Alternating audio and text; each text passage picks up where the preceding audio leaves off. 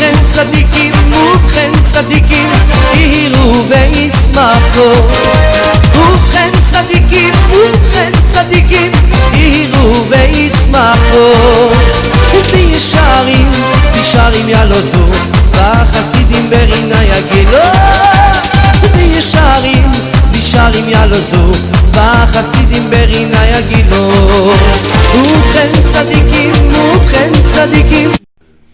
Boker Tov, shalom tout le monde, à tous et à toutes, je m'excuse pour ce retard. Notre ami David qui s'est senti un peu mal, donc il est retourné chez lui le temps de s'organiser. Alors, Bezat Hashem Chodesh Tov, que des bonnes nouvelles, beaucoup de joie, beaucoup de santé, beaucoup d'Atzlacha dans tous les domaines, beaucoup d'émouna, on a besoin de beaucoup d'émouna, on est à la fin du rouleau comme on dit. Donc il faut beaucoup d'émouna que Hachem il s'occupe de nous, il va s'occuper de nous. Et le tzaddik il a dit, Rabbi Nachman a dit j'ai déjà terminé. Donc bon Hachem, notre histoire et l'histoire du monde elle est déjà terminée. C'est juste il faut attendre que les choses elles se mettent en place. Mais tous les principes ils sont déjà terminés, tout est réparé, tout est bien, tout est extraordinaire. Et tout va se transformer en bien d'un coup, Bezat Hashem. Alors on est arrivé dans l'Ikutei Halachot, Ilchot Rosh Chodesh Halacha Zayin, page 250, même Gimel. Donc c'est tout un enseignement qui est basé sur Emunat Chachamim, principalement la confiance dans les sages, la confiance en soi-même, la confiance dans les sages et la confiance dans Hashem. Alors Rabbi Nathan il nous a donné toute l'étude des sacrifices qu'ils amenaient tous les princes des tribus et montrer comment tous les sacrifices en fait ils parlent que de la Emouna. Maintenant pour les sacrifices de Shlamim, Bakar Shnaim, deux bakar, deux bovins, deux vaches, Keneged Moshe et Aaron. Donc ça c'est par rapport à Moshe et à Aaron. She'asu shalom ben Israël aviem shebashamayim, qu'ils ont fait le shalom entre Akadosh Baruch Hu et le Ham Israël, comme Rashi l'a expliqué. Moshe et Aaron em klal la Torah shebirtav ou be'al peh, shem klal asfarim akdoshim sheim kar atikun. Moshe et Aaron, c'est le principe de la Torah écrite et de la Torah orale. Et donc la Torah orale, elle va inclure tous les sfarim qui viennent expliquer la Torah écrite. Et donc c'est ça le ikar de la réparation. C'est-à-dire le ikar de la réparation, c'est qu'il y ait toujours un livre qui vient nous expliquer le livre qui vient d'être écrit avant, pour qu'on sache comment interpréter et comment vivre cette chose-là. Donc il y a toujours un élève qui vient et qui arrive à donner le tempo de la génération, comme Rabbi Nathan, s'il n'y avait pas eu Rabbi Nathan, il ne serait rien resté de Rabbi Nachman, comme il l'a dit lui-même. Et son élève, Rabbi Nachman Tuchener, il a dit la même chose. Il a dit, si je n'étais pas là, il ne serait rien resté de Rabbi Nathan, parce que c'est lui qui a imprimé les Sfarim, qui a fait qu'aujourd'hui on a l'Ikutei Halachot, l'Ikutei Tfilot, tout ça on le doit à Rabbi Nachman Tuchener. Parce que Rabbi Nathan, il pouvait pas... Il faisait déjà énormément de choses, mais ça il ne pouvait pas le faire. Et ça, c'est Min Hashamayim que c'est comme ça, parce qu'il faut aussi quelqu'un toujours de la génération qui soit connecté, sinon ça ne peut pas marcher. Même si on s'attache, Baruch Hashem, à Rabbi Nachman, à Rabbi Nathan, à tous ces tzadikim, mais il y a besoin d'un représentant vivant, c'est-à-dire il y a besoin de quelqu'un qui est connecté, spécialement, c'est-à-dire qui donne sa vie pour ça, de manière à ce qu'il puisse y avoir cette continuité-là. Donc ça, il y aura tout le temps, jusqu'à que Mashiach y vienne, il y aura tout le temps, comme on dit, un doriatom, il n'y a pas de génération qui soit orpheline. Seulement, ça ne veut pas dire que spécialement il va y avoir une personne, ça peut être 2, 3, 5, 10, c'est pas d'afka un individu. C'est plusieurs personnes qui vont consacrer leur vie à diffuser les enseignements du tzaddik de manière à ce que le monde puisse profiter de ça, puisse continuer à rechercher. Parce que s'il n'y a pas vraiment un représentant vivant, c'est extrêmement difficile parce que d'aller chercher dans le virtuel total, c'est pas facile. Donc il y a toujours, le tzaddik qui s'arrange toujours qu'il y a des représentants, il y a des gens sur qui il donne un peu de son souffle, de manière à ce que ça continue à marcher, que les gens ils puissent remonter à la source. Comme vous voyez Aaron, Yeshua, il avait Ruach HaKodesh, mais Ishacher Ruach Bo, c'est écrit pour Yeshua, l'homme qui avait le souffle en lui, mais c'était tout ça venait de Moshe Rabbeinu. Seulement il fallait un Yeshua. Moshe Rabbeinu ne pouvait pas continuer, il ne pouvait pas faire rentrer le peuple en Eretz Israël.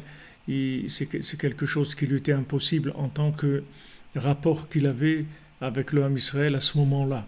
C'est-à-dire il ne pouvait pas lui-même amener la continuité, la Géoula Shlema, etc. Donc c'est Yeshua qui a continué. Ça n'a pas été la Géoula Shlema, mais on a avancé. On a fait avancer. Comme ça, dans chaque génération, il va y avoir un talmid de talmid qui va permettre la connexion à Moshe Rabbeinu.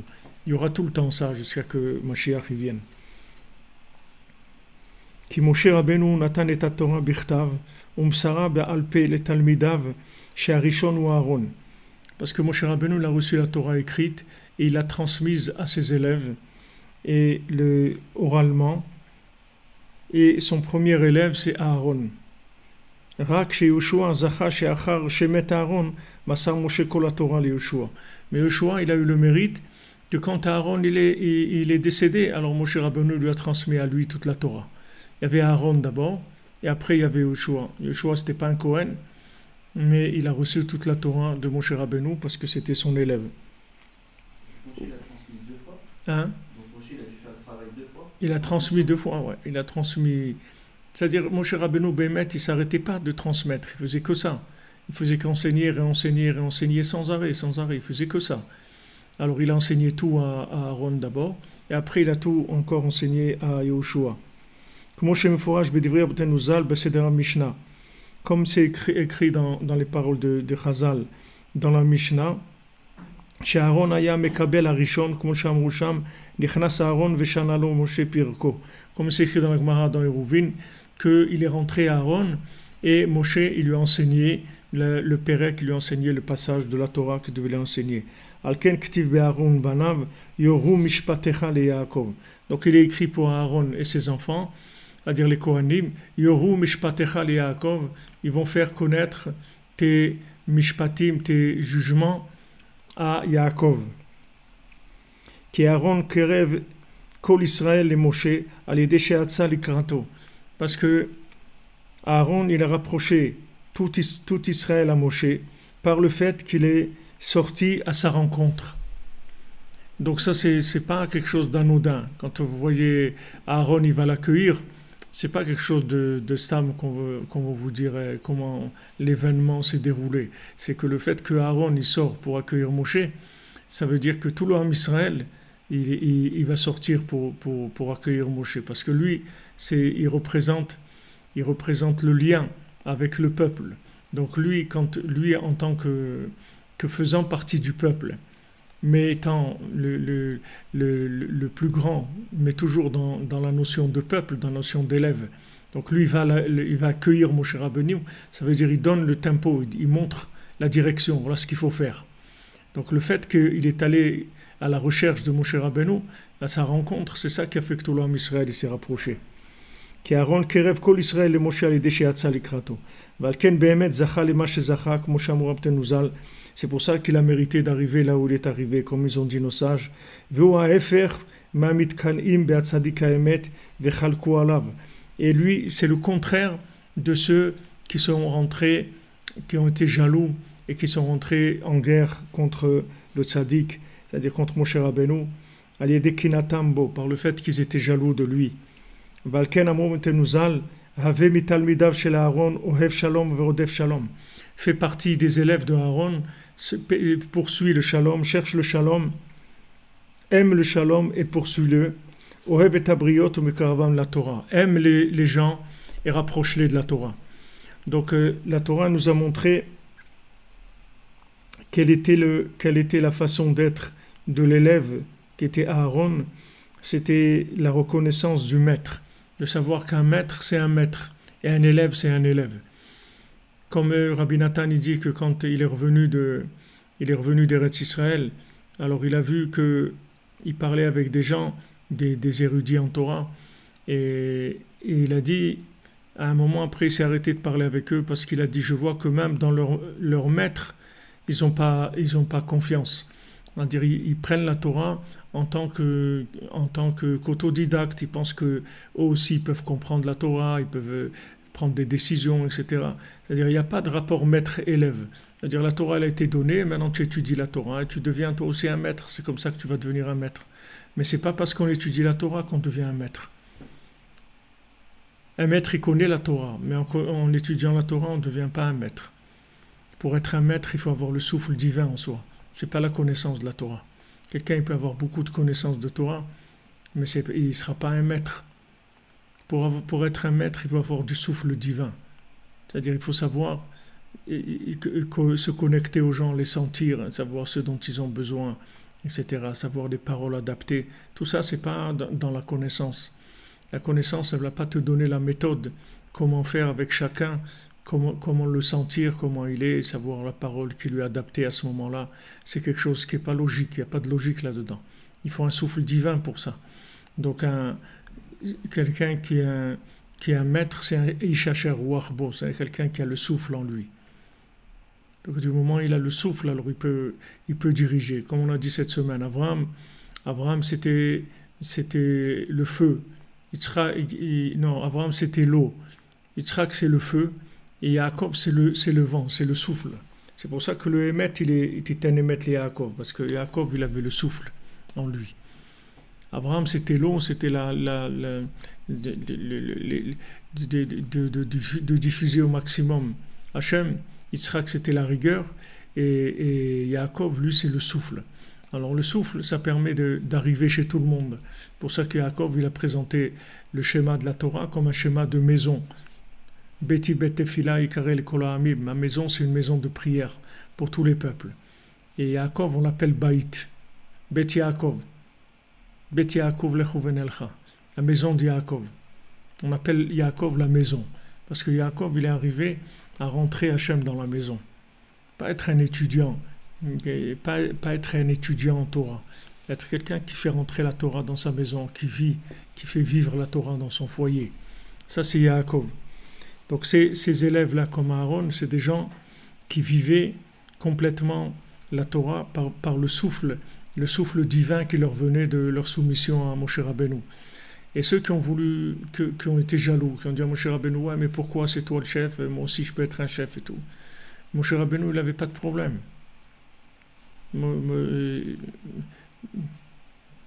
Quand quelqu'un est venu le voir, je ne sais pas si au choix, quelqu'un qui a dit à Moshe Rabbeinu, Eldad ou Medad mitnavim b'machane. Il y a Eldad ou Medad qui sont en train de faire de la prophétie dans le campement.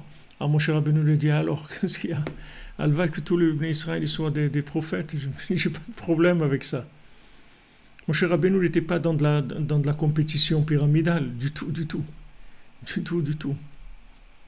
Alors quelqu'un m'a demandé, et j'en profite pour lui répondre en même temps, puisqu'on est dedans, et quelqu'un m'a demandé, il m'a dit, mais Mashiach lui-même, il va avoir de la connaissance, il va savoir quel est le Mashiach, il va avoir de la connaissance en tant que Mashiach. Donc comment en même temps il va savoir qu'il est le Mashiach, en même temps qu'il va savoir qu'il ne sait rien du tout. C'est-à-dire en même temps il ne va rien savoir, et en même temps... Mais ce qu'il faut savoir, c'est que des gens de ce niveau-là, comme le Mashiach, les grands tzadikim, ce n'est pas des gens qui ont une existence de par eux-mêmes.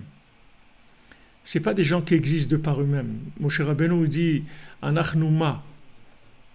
Nous, on est ma. C'est-à-dire, ne crois pas qu'on est quelque chose. Toute la machloquette qu'il y a contre les tzadikim, quand les grands tzadikim, les Sodei Olam, que les gens ils ont attaqué le Baal Shem Tov, ils ont attaqué Rabbi Shimon et tout, ils ont été contre Moshe Rabbeinu, ils ont été contre le Harizal, tous ces contre Rabbeinu. C'est que eux, tous ces tzadikim-là, qui ont été contre, c'est des gens qui ont de la connaissance, qui ont un peu de connaissance. Ils ne savent pas que tous ces tzadikim, que ce soit Moshe, Rabbi Shimon, le Harizal, le Baal Shem Tov et Rabbeinu, c'est des gens qui sont arrivés à Ma, c'est-à-dire ils sont rien. Ma, c'est Gematria Adam, c'est valeur numérique Adam. Adam, c'est Ma, c'est-à-dire l'homme parfait.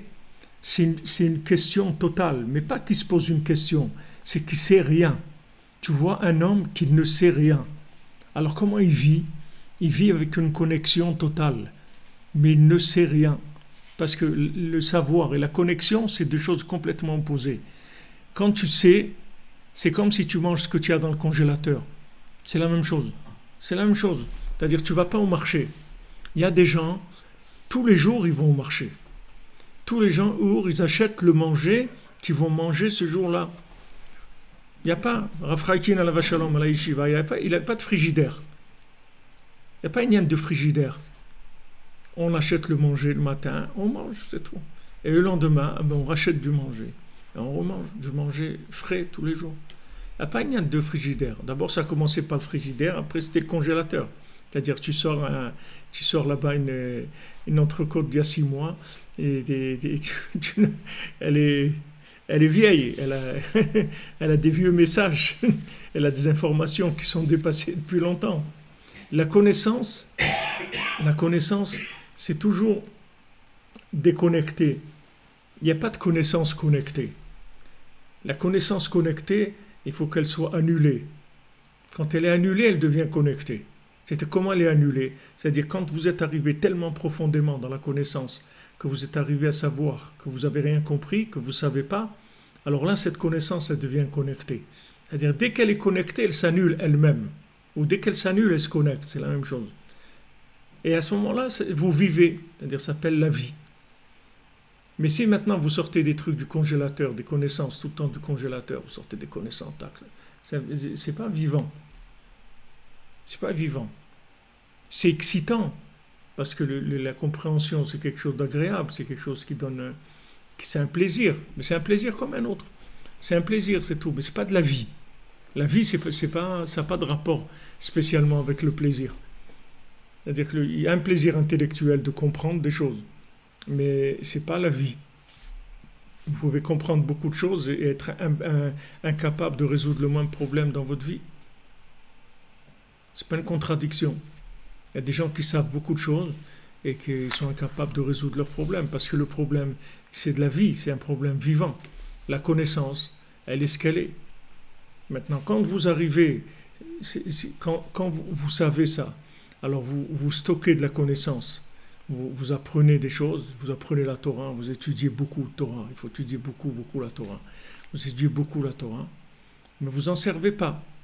C'est-à-dire vous rentrez de la connaissance, et quand maintenant se présentera le souffle divin qui fera appel à cette connaissance, alors là vous sortirez cette connaissance-là.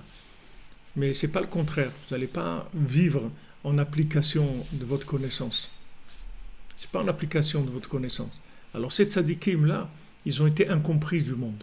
Tous ces tzadikim-là, ils ont eu la guerre contre eux. Tous ces tzadikim Yesodei Olam. Parce que c'était des êtres qui étaient dans l'annulation totale à Hachem. Totale, complètement. Tandis que tous les autres tzadikim, bien que c'est des grands tzadikim, ils ont fait avancer le monde, ils ont fait beaucoup de choses, mais il restait toujours un côté de compréhension. Et ce côté de compréhension, c'est ça qui les a empêchés de pouvoir suivre ces tzadikim. Parce qu'on ne peut pas les comprendre. C'est des tzadikim que pour les comprendre, il faut poser les armes complètement. Sinon, vous ne pouvez pas. Rabbi Nathan, c'est la première chose qu'il a fait. Quand il est rentré chez Rabbeinu, il a vu Rabbeinu, il a dit, pour s'approcher de cet homme-là, il faut tout laisser dehors. Il faut tout laisser. Donc il a dit, voilà, toute ma connaissance, je la mets de côté. Ça ne veut pas dire qu'il a oublié la Torah. Ça veut dire que tout ce qu'il savait, il a mis tout en point d'interrogation. C'est-à-dire tout ça, j'ai rien compris. Maintenant, ce qu'il va me dire, c'est ça la compréhension. Et par rapport à ce qu'il va me dire, je vais enrichir avec toute la connaissance que j'ai. Mais je n'utiliserai ma connaissance qu'en fonction de ce que le tzaddik va donner comme enseignement, c'est tout. Sinon, je n'utilise pas. Alors, ce qui fait ça, il a une connaissance sécurisée. Il est sécurisé dans sa connaissance. Il n'a pas de problème. Parce que la connaissance sera toujours soumise. Comme le pain, et dvarim abaim lafet et tapat. Il y a le pain et les choses qui viennent accompagner le pain. Le pain, c'est la Torah du tzaddik. Et après, il y a des autres enseignements qui viennent accompagner le pain, pour lui donner du goût, pour lui donner de la couleur, de l'odeur, ce que vous voulez. Ça vient tout accompagner le pain. Mais il faut que la Torah du tzaddik, ça soit le pain. Après, vous pouvez rajouter dessus tout ce que vous voulez. Vous pouvez aller sans limite dans tout. Une fois que vous avez bien fait la distinction entre ce qui est le pain et ce qui vient accompagner le pain, alors à ce moment-là, vous pouvez y aller, il n'y a pas de problème.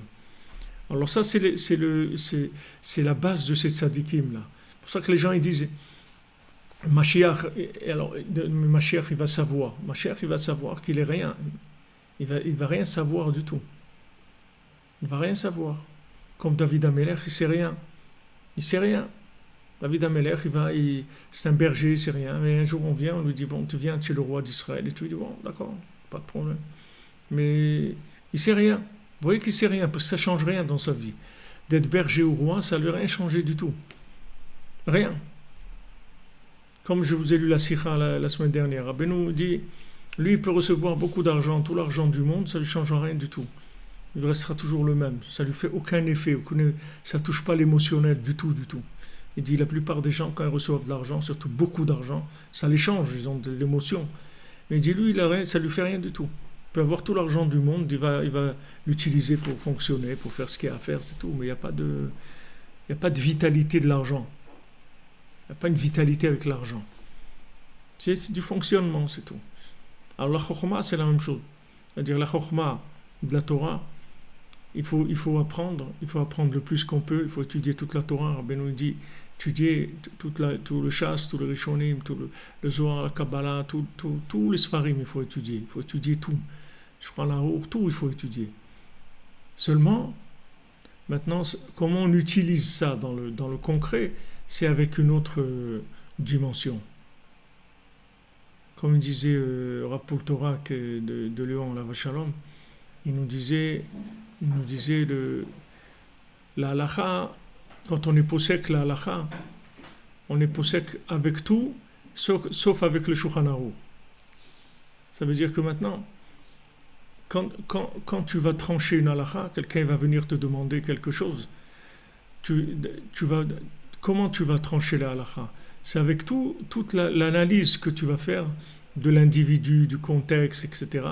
Et de là, tu vas aller puiser dans la halakha ce qui correspond à lui à ce moment-là. Mais c'est pas le contraire. Tu vas pas prendre le texte et essayer de l'appliquer sur le bonhomme. C'est le contraire. Tu vois le bonhomme, tu l'analyses, tu lui fais un check-up comme ça pour voir où est-ce qu'il en est. Et par rapport à ça, tu lui donnes la halakha. Tu lui donnes la halakha par rapport à ce qu'il est. Ça s'appelle Ruach, le Ben Adam qui a le Ruach, le souffle en lui. C'est avec ça qu'on fait tout. C'est avec ce souffle qu'on fait tout. C'est pas avec la connaissance. La connaissance, elle est là pour complètement se servir le souffle. C'est pas qu'on n'a pas besoin de connaissances. On a besoin énormément de connaissances. Mais il faut faire très attention à son utilisation, c'est tout. Parce qu'on peut se tromper. S'il n'y a pas ce souffle-là, on peut utiliser la connaissance et se tromper. Donc les tzadikim, ils sont prinat ma. C'est-à-dire ce qu'ils reçoivent, ces tzadikim-là, Yesodei Olam, qui sont la base du monde, ces tzadikim, ils sont prinat ma. C'est-à-dire que eux, ils savent rien. Ils sont connectés, c'est tout. Mais ils savent rien du tout. Si tu viens, tu lui dis, il ne sait pas. C'est-à-dire, il ne sait pas. Quand tu vas venir, au moment où tu vas venir, il va savoir ce qu'il a besoin pour toi. Mais avant que tu viennes, il ne sait pas. Parce qu'il n'y a pas... La chose, elle n'existe pas encore, donc il n'y a pas de savoir par rapport à cette chose-là. C'est-à-dire, quand tu te présentes à lui, il n'a aucune connaissance qui est préméditée par rapport à la situation. La connaissance, elle vient toujours par rapport à la situation elle-même. Il n'y a pas de vécu prémédité. Ça n'existe pas. Les tzadikim, ils n'ont pas de vécu prémédité. Les tzadikim, ils vivent avec Hachem, c'est tout. Maintenant, quand ils marchent, alors en avançant, ils reçoivent les informations de ce qu'il faut faire. Et normalement, c'est comme ça qu'il faut vivre. Il ne faut pas vivre autrement. Sinon, si on vit autrement, alors on est tout de suite dans des fantasmes, dans des dimyonotes, dans du virtuel. si on essaye d'appliquer la connaissance à notre vécu, alors on rentre tout de suite dans le virtuel. Alors ces tzadikim, ils ont été beaucoup controversés. Il y a eu beaucoup de polémiques contre eux. Et Rabbeinu, il y a de la polémique jusqu'à aujourd'hui, il y a beaucoup de polémiques contre lui. Parce que comme il y a des gens qui savent des choses, ce qu'ils savent, c'est ça qui les empêche de connaître le tzaddik. Parce que Rabbi Nachman, vous ne pouvez pas le connaître avec de la connaissance. Qui est-ce qui vient chez Rabbi Nachman? Des gens simples. Bon, Hachem, aujourd'hui, même beaucoup de grands rabbanim, ils viennent. La plupart des grands rabbanim, ils viennent chez Rabbeinu. Mais qui est-ce qui a ouvert le chemin? Qu'est-ce qui a été? Qui sont c'est des gens simples, qui ont la émouna dans les tzadikim, c'est tout. Mais ils n'ont pas de la connaissance.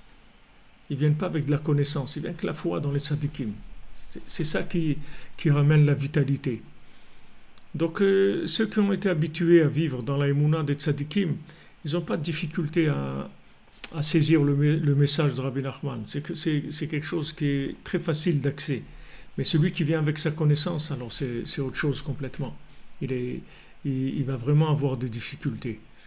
Vraiment beaucoup de difficultés, beaucoup de questions. Et surtout que Rabbi Nachman, il est très...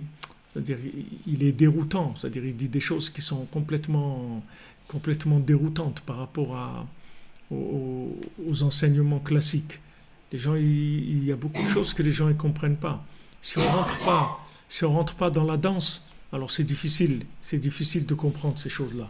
Mais si on les vit, après c'est facile de comprendre. Donc voilà, lui qu'est-ce qu'il faisait Aaron? Il aimait la paix et il poursuivait tout le temps un chemin de paix. Il aimait les gens et les rapprochait de la Torah. La paix et l'amour des gens, c'est comme ça qu'il les rapprochait de la Torah. Il ne rapprochait pas les gens avec de la rigueur et des coups. C'était le shalom, l'amour des gens, et il les rapprochait de la Torah. Voilà comment ce qu'il a appris de Moshe Rabbeinu. C'est qu'il a retenu de la Torah de Moshe Rabbeinu, c'est comme ça qu'elle s'enseigne, pas autrement. Valken ikrivu shlamim bakar shnaim, k'ed Moshe ve'Aaron, shem klal sifrei Torah, ikar tikun emunat chachamim. Donc ils ont amené des shlamim, du korban shlamim, de bovins, de vaches, par rapport à Moshe et Aaron, qui sont tout le principe de tous les livres de Torah, qui sont le tikkun de Ikar du tikkun emunat chachamim, c'est-à-dire de la réparation de la emunat chachamim, c'est-à-dire de la mise en place, comme je vous l'explique tout le temps, le mot tikkun en français on traduit par réparation, mais c'est pas ce que ça veut dire. Ça veut pas dire réparation. Tikkun, ça veut dire c'est comme ça qu'est la chose. Parce que quand on dit réparer, ça veut dire une chose elle est cassée. Alors maintenant on va la réparer. Quand on dit tikkun, ça veut pas dire réparer une chose cassée. Ça veut dire voilà comment l'est la chose. C'est-à-dire comment qu'on arrive à la emunat chachamim. Tikkun emunat chachamim, ça veut dire la mise en place de la chose elle-même. Des fois on dit les takanat chachamim, ils fait une takana, c'est-à-dire qu'ils ont mis en place institué. Alors maintenant, si tu veux, comment on institue, c'est comme ça qu'on vit la emunat chachamim. C'est-à-dire la emunat chachamim, c'est ça le tikkun d'emunat chachamim.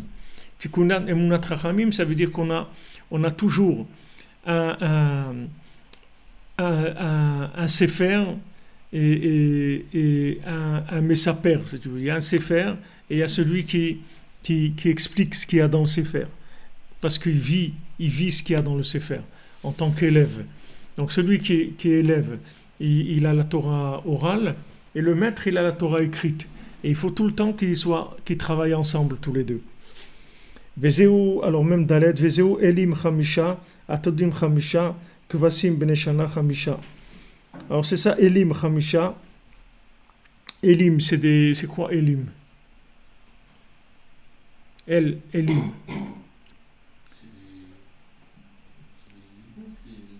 Je ne sais pas si c'est Elim, peut-être les boucs. Atudim, Chamisha. Kvasim, Beneshana, Chamisha. Peresh Rashi, Keneged Klal la Torah. On va voir si peut-être avec Rashi, on va comprendre déjà le pshat, ce que ça veut dire. Keneged Klal Kol la Torah, par rapport à toute la Torah, Shem Torah Neviim Ktuvim. וחמישה חומשי תורה, ועשרת הדיברות, וכהנים ולוויים וישראלים. Donc, qu'est-ce qu'il y a dans la Torah? Il y a la Torah, il y a les prophètes, il y a, il y a les Nevi'im, c'est-à-dire toutes les prophéties qui ont été écrites. Il y a les Ktuvim, ce qui s'appelle Ktuvim, qui sont pas de la prophétie, qui sont des Ktuvim, comme si vous prenez les Teilim, ou c'est pas considéré, c'est pas les prophètes, c'est des Ktuvim. Vechamisha Chumshe Torah, et il y a 5 livres de la Torah. Vaseret Adibront, et il y a les 10 paroles de commandement, et il y a les Kohanim, les Lévi'im et Israël. Voilà, tout là-dedans, il y a tout. Haïnou, Prinat Klal Sifra Torah, Shenimshachim Alede Prinat Moshe et Aaron. Ça, c'est tous les livres de Torah qui viennent de Moshe et Aaron. Shaledeze Ikar Tikkun Emunat Rachamim.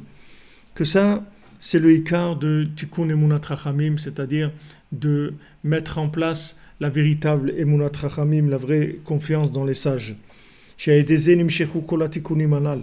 Que grâce à ça, ça a amené toutes les tikkunim, c'est-à-dire toutes ces situations idéales. Shem tikkun yedei asmicha, qui sont le tikkun des mains, qui vont faire la smicha, c'est-à-dire qui vont donner le souffle divin, qui vont faire passer le souffle divin. Avant une smicha, quand on donnait une smicha à un rab, c'est pas qu'on lui disait, voilà, il est venu, il a récité des livres, il les connaît bien et tout. C'était pas ça une smicha. Le smicha, c'est qu'on fait passer le souffle divin du Rav dans l'élève. C'est ça la smicha. C'est-à-dire qu'il s'appuyait sur lui, c'est-à-dire qu'il lui faisait passer, comme il a dit Hachem à Moshe, tu vas mettre tes mains sur Yoshua et tu vas lui faire passer de ton souffle sur lui. C'est ça, ça s'appelle Yad HaSmicha, les mains de la smicha. Les mains qui font passer le souffle divin. C'est pas de la connaissance, c'est pas qu'il a passé un examen universitaire qu'on a vu que ouais, il connaît bien sa matière. C'était pas ça la smicha. C'est pas une smicha de connaissance. C'est quand on fait la smicha, c'est qu'on faisait passer le souffle.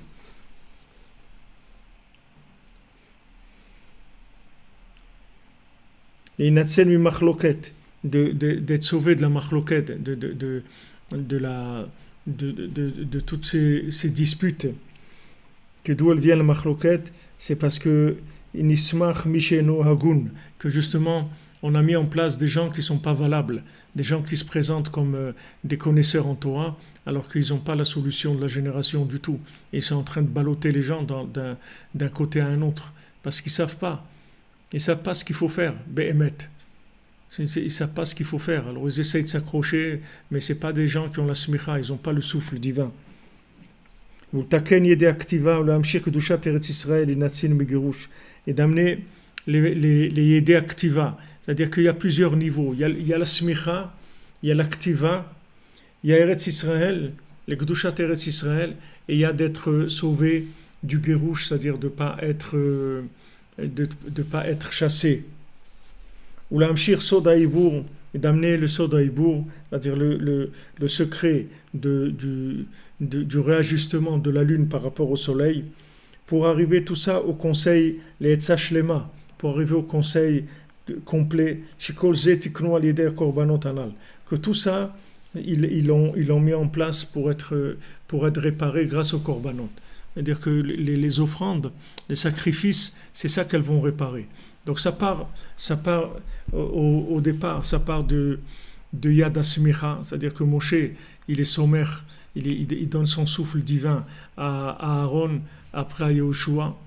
Après, Yehoshua, il peut écrire ça, c'est-à-dire que maintenant il va écrire des livres, il va écrire des textes, mais dans ces textes-là, il y aura le souffle du maître. Comme Rabbeinu, quand il a vu ce qu'il écrivait Rabbi Nathan, il a dit, mais ça, c'est les mains de Rabbi Nathan, mais ça, c'est mon moire, c'est mon esprit. C'est-à-dire que l'élève, un véritable élève, c'est l'esprit du maître, mais qui est écrit, il le passe à l'écrit. Alors quand on arrive à écrire donc ces livres-là, qui vont éclairer le monde, puisque ça va être un écrit avec du souffle divin, à ce moment-là, on peut attirer la Kedusha d'Eretz Israël et d'être sauvé du Gerouch, d'être sauvé de ne pas être chassé, de ne pas être exilé, par le fait que maintenant on a attiré la Kedusha d'Eretz Israël. En fait, aujourd'hui, quand on nous tous les ennemis qu'il y a sur Eretz Israël, tous les gens qui prétendent que Eretz Israël, on l'a volé, etc. Ils naissent de quoi, ces gens-là? D'où ils naissent? Vous croyez qu'ils n'ont pas d'autre chose à faire dans leur vie, de s'occuper d'autre chose? Ils n'ont que ça à faire, d'essayer tout le temps de revendiquer que le Ham Israël, il a volé la terre d'Israël, etc. En fait, c'est que on n'a pas assez de force pour tirer la sainteté de la terre d'Israël. C'est-à-dire, ce qu'on a besoin, c'est de révéler la sainteté de la terre d'Israël. Si maintenant on révèle la sainteté d'Eretz Israël, il n'y a pas de guérouche, il n'y a pas d'exil possible. Parce que une fois qu'on révèle la sainteté de l'endroit, à l'endroit on l'a acquis complètement. Acquérir l'endroit, ça veut dire révéler Hachem de façon parfaite par rapport à cet endroit-là. C'est ça ce qui s'appelle acquérir, une véritable acquisition. Une acquisition, ça veut dire que tu as révélé Hachem dans cette chose-là. Alors cette chose-là, elle t'appartient maintenant, complètement. Puisque tu as révélé Hachem dedans, donc ça devient ta propriété.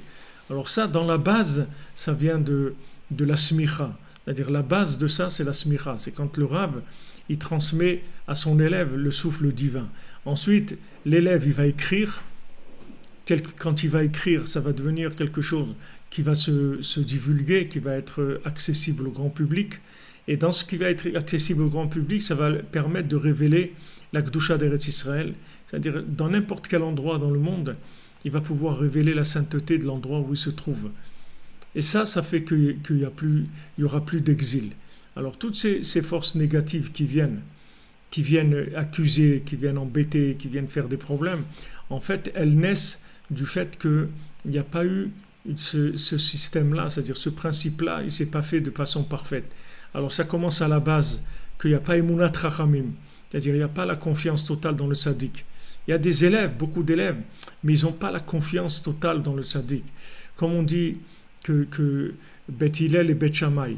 Maintenant, Beth Hillel et Beth Shammai, entre Hillel et Shammai, il n'y avait pas de dispute entre eux, parce qu'ils avaient leur façon de voir, mais ils avaient surtout la tolérance l'un par rapport à l'autre. C'est-à-dire, ils savaient que quelqu'un peut penser différemment. Mais leurs élèves, comme ils n'ont pas bien compris Rabbi Nathan, ils se disent, comme ils n'ont pas bien compris le message de leur maître, alors entre eux, ça a commencé des disputes. Mais entre Hillel et Shammai, il n'y avait pas de dispute. C'est-à-dire que maintenant, quand Rabbeinu, il a transmis à Rabbi Nathan, c'était que Rabbi Nathan. C'est tous les autres, ils n'ont pas compris comme Rabbi Nathan. Alors que c'était des grands tzadikés, mais ce que Rabbi Nathan, il a compris de Rabbeinu, il n'y a personne qui l'a compris. Donc il n'y a que lui qui a écrit. On n'a pas des écrits d'autres élèves de Rabbeinu. Il y a des gens qui ont écrit, le Rav de Tchérin, il a écrit, il y a plusieurs qui ont écrit. Aujourd'hui aussi, il y a des gens qui écrivent. Mais du niveau comme on dit, assermenté, c'est ce que ça veut dire, la smicha. Asmicha, ça veut dire assermenté, c'est ce que ça veut dire en français. L'idée, c'est ça. Quand on dit quelqu'un il est assermenté, ça veut dire qu'il a reçu la smicha. C'est ce que c'est quelqu'un il est assermenté. C'est-à-dire que maintenant, Rabbi Nathan, il est assermenté par rapport à Rabbeinu. C'est-à-dire tout ce qui te dit Rabbi Nathan, c'est 100% Rabbeinu. Après, ça y est, ça commence après de l'interprétation. Mais ce que Rabbi Nathan il dit, c'est 100% Rabbeinu. Il n'y a pas aucun doute là-dessus. Alors maintenant, quand il y a un élève comme ça, que lui, il est assermenté du maître, alors lui, il écrit des livres. Maintenant, quand il écrit des livres, il donne la force dans l'écriture. C'est-à-dire, cette écriture-là, c'est de la vraie écriture. C'est pas de l'écriture de quelqu'un qui a des idées, il se met à écrire. C'est-à-dire, chaque lettre, elle est vivante. C'est pas des lettres de mon moulin. Vous comprenez? Ça vient pas de mon moulin. C'est des lettres qui viennent, ça vient du tzaddik. C'est-à-dire qu'il y a le souffle divin dedans. Vous voyez quand vous étudiez l'écoute à la route, vous voyez que c'est quelque chose qui est vivant, qui est actuel. Parce que c'est entièrement porteur de messages divins. Mais ça vient d'un élève. Donc comme ça vient d'un élève, c'est quelque chose qui est accessible à tout le monde. Donc ça renforce la force de l'écriture. Et quand il y a la force de l'écriture, tu peux révéler la Kedusha d'Eretz Israël. C'est-à-dire que parce que les Maaseh Eretz Israël, elle-même, c'est une écriture. C'est-à-dire que c'est une application d'Hachem, Eretz Israël. Eretz Israël en elle-même, c'est féminin. c'est pas masculin. C'est-à-dire que Eretz Israël, elle attend d'être révélée. Comme une femme, on te donne une femme, pourquoi ta femme elle se marie avec toi? Tu crois parce que pourquoi elle se marie? Elle serait sûrement mieux toute seule, ça je te garantis. Elle vivrait sûrement mieux toute seule qu'avec toi, ça c'est sûr. Mais seulement, elle est pas révélée. Elle est à révéler. Donc elle cherche quelqu'un qui la révèle, qui la relève et qui la révèle en même temps. C'est-à-dire qui lui permette de savoir qui elle est. Emma Banim Smecha, on dit une maman, elle a des enfants, elle est joyeuse parce qu'elle a eu des enfants. Pourtant, des enfants, c'est une souffrance, c'est de la douleur, il faut les porter, mais elle est contente parce qu'elle a fait naître, elle a donné naissance à un enfant. C'est extraordinaire, ça la rend joyeuse. Parce qu'une femme, elle est toujours en attente d'être révélée. Toujours. C'est pour ça qu'elle a besoin de son mari. Elle a besoin que son mari, tout le temps, il la relève et il la révèle en même temps. C'est-à-dire que la femme, elle a toujours tendance à tomber. Sa nature, elle est lunaire. C'est-à-dire qu'elle a toujours tendance à s'effacer. Tout le temps. C'est-à-dire que je parle d'une femme normale qui n'est pas passée par un traitement du MLF ou je ne sais pas quoi. C'est-à-dire une femme normale qui est normale, c'est ça sa nature. Une femme normale, elle a besoin de son mari pour vivre. Lui aussi, il a besoin d'elle, mais une femme, elle a besoin de son mari pour donner le potentiel qu'elle a en elle. Parce que le potentiel qu'elle a en elle, il est caché pour l'instant. Donc ça, c'est comme Eretz Israël. C'est-à-dire que maintenant, le Ham Israël, vous voyez quand on vient en Eretz Israël. Alors Eretz Israël, tout soudain, Eret Natna et Voula, elle commence à donner des fruits. On trouve des gisements de gaz, des trucs de pétrole. Et vous allez voir, il va y avoir de plus en plus. C'est pour ça qu'on doit encourager au maximum le Ham Israël de monter en Eretz Israël, parce que tout dépend de ça. Chaque juif qui vient, la terre, elle sort quelque chose. En fait, si vous prenez les 12 tribus, avec la distribution d'Eretz Israël, bon, pas les 12 parce que Lévi, ils n'ont pas de terre, mais chaque tribu, elle a une partie d'Eretz Israël, d'accord? Maintenant, cette partie d'Eretz Israël, en fait, c'est comme son épouse. C'est la même chose.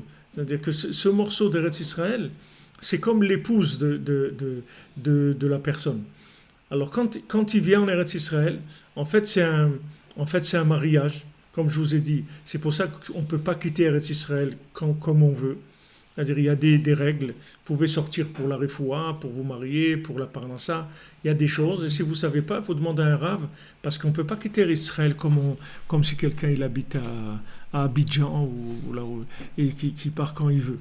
Il dit j'ai envie et je m'en vais, c'est tout. Non, il n'y a pas de truc tu as envie. Ouais, je vais aller faire un petit tour. Où tu vas faire un petit tour? Il n'y a pas de petit tour. Tu es marié, mon ami. Tu ne vas pas dire à ta femme, bon, je vais aller me balader. Où tu vas te balader? Attends, il y a les gosses, il y a des courses à faire. Qu'est-ce que tu vas te balader? Tu ne vas pas te balader du tout, mon ami. C'est la même chose, Eretz Israël. C'est un mariage. Pourquoi? Parce qu'Eretz Israël, elle a besoin de toi. C'est-à-dire qu'elle a besoin de toi. Si tu n'es pas là, c'est un désert. Si tu n'es pas là, c'est une terre qui ne donne rien du tout. Rien. Regardez tous les gens qui étaient en Eretz Israël, ils ne sont pas arrivés à faire pousser rien du tout. Maintenant, vous voyez, ça pousse de partout. Pourquoi? Parce que du moment où la terre, elle a retrouvé son peuple, alors la terre, elle va donner. Et maintenant, chacun qui va venir, il va donner, il va faire que son lopin de terre en Israël, il va commencer à fleurir. Il va commencer à bourgeonner, à fleurir, à donner des fruits. Donc le point de départ de ça, c'est la smicha du tzaddik sur l'élève. Ça, c'est le point de départ. Le tzaddik, il donne la smicha, il assermente son élève. Son élève, il écrit des livres. Quand il écrit des livres, il diffuse la parole divine dans le monde, c'est-à-dire il permet à chacun, là où il est, de trouver Hachem. Ça va amener la connexion à Eretz Israël, qui est la terre, l'endroit lunaire du monde, c'est-à-dire c'est là où il y a toutes les révélations qui se font. Et quand la terre, elle va donner ses fruits, alors c'est fini, il n'y a plus de guérouche, il n'y a plus d'exil, il n'y aura plus d'exil. L'exil, il vient du fait que toute cette guerre qu'il y a, c'est-à-dire toutes les nations, toutes Nations Unies, ou toutes les nations, même désunies, mais toutes les nations qu'il y a, qui sont contre nous, contre Eretz Israël, c'est uniquement parce que il n'y a pas d'évidence encore. C'est-à-dire, on n'a pas révélé la Gdusha d'Eretz Israël. Et la Gdusha d'Eretz Israël, on ne peut pas la révéler tout seul. Parce que chacun, il a son lopinter. Donc, on ne peut pas révéler le lopinter de l'autre. Chacun, il peut révéler le sien. Et Alvaï qu'il fasse le sien déjà. C'est-à-dire qu'il travaille, qu'il fasse en sorte de révéler la Gdusha de son domaine à lui. Mais les autres qui sont dans le monde, tous les autres juifs du monde, ils doivent venir parce que la terre, elle les attend. Elle les attend pour donner pour qu'elle sorte sa bénédiction. Parce qu'elle ne peut pas. Comme une femme qui n'est pas mariée, c'est la même chose. Elle attend son mari pour pouvoir avoir des enfants. Si elle n'a pas son mari, elle ne peut pas avoir des enfants. Pourtant, en elle, elle a un potentiel d'avoir des enfants. Elle peut avoir 10 enfants, 15 enfants. Mais si elle n'a pas de mari, elle ne peut pas. Alors la terre d'Israël, c'est la même chose. Elle attend. Elle attend que ses enfants y viennent. Quand maintenant ses enfants y viennent, tout de suite, elle sort la sainteté qu'elle a en elle. Et ça fait tomber tous les gens qui viennent spéculer mettre des doutes. Ces doutes-là, ils viennent parce qu'il n'y a pas d'évidence. C'est sur ça que le doute travaille. C'est-à-dire parce qu'il n'y a pas d'évidence. Qu'est-ce que tu fais là? Pourquoi tu es là? Tu es là pourquoi? Tu es venu faire quoi ici, etc. Toutes ces façons-là de voir, qui sont c'est tout du sheker gamour, c'est tout du mensonge. Mais ce mensonge, il se base sur le fait qu'il n'y a pas la révélation de la Gdusha. Et en fait, l'ennemi principal d'Eretz Israël, c'est Esav. Parce que Esav, il se trouve à la frontière. Arséir, Esav, Esav, il se trouve à la frontière d'Eretz Israël. Et lui, il fait il surveille. C'est-à-dire qu'il ne laisse pas passer les gens. Parce que chaque personne qui vient en Eretz Israël, donc il révèle en fait sa véritable identité et la terre, la valeur de la terre. Maintenant, lui, quand lui Esav, quand il y a un juif qui fait ça, lui il a perdu un client. Parce que lui, il vit du fait qu'il a exilé le Ham Israël. C'est ça qui lui donne la vie. Il ne vit que de ça. Il y a pas... Quand il est venu Esav fendre les brachot, il qui lui a dit, mon ami, j'ai rien pour toi, mon fils. J'ai rien. Il dit, comment tu n'as rien? Il dit, j'ai rien. J'ai rien. Il n'y a rien pour toi. Il me dit, comment tu n'as rien pour moi? Il n'y a rien. Toi, sans Yaakov, tu n'es rien. Il faut que tu saches. Maintenant, tu as décidé de te séparer de Yaakov, de faire ta route, ok, mais tu n'as rien. Tu as le droit à rien. Quoi, tu n'as pas une bracha pour moi, un truc qui pleure, un truc. Et voilà, je te donne l'épée. Prends l'épée et tu vivras avec l'épée.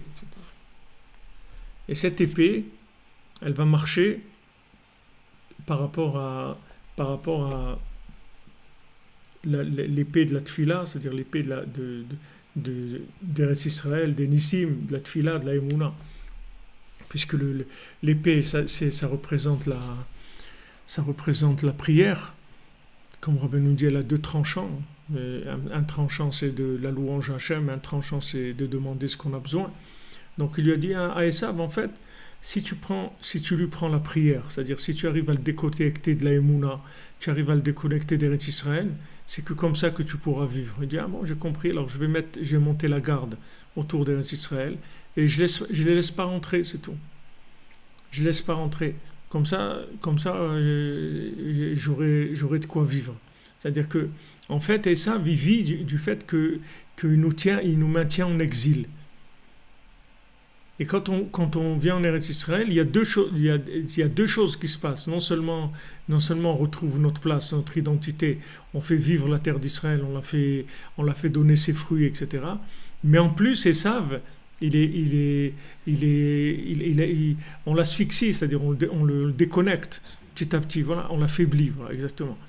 On l'affaiblit petit à petit, jusqu'à ce qu'il arrive à reconnaître Eretz Israël, reconnaître Jérusalem et tout. Et de plus en plus, ça va se faire. Parce que chaque fois que des Juifs vont venir, il y a des fois où des changements ne se voient pas. Par exemple, il y a 2000 qui viennent, 5000 qui viennent, tu ne vois rien. Et à un moment, il y a un qui vient, et tous ces 5000-là qui sont venus, avec ce 1-là, ça complète quelque chose, et on passe à autre chose. On passe par exemple maintenant, on passe à la reconnaissance de Jérusalem. Après, on va passer à d'autres choses.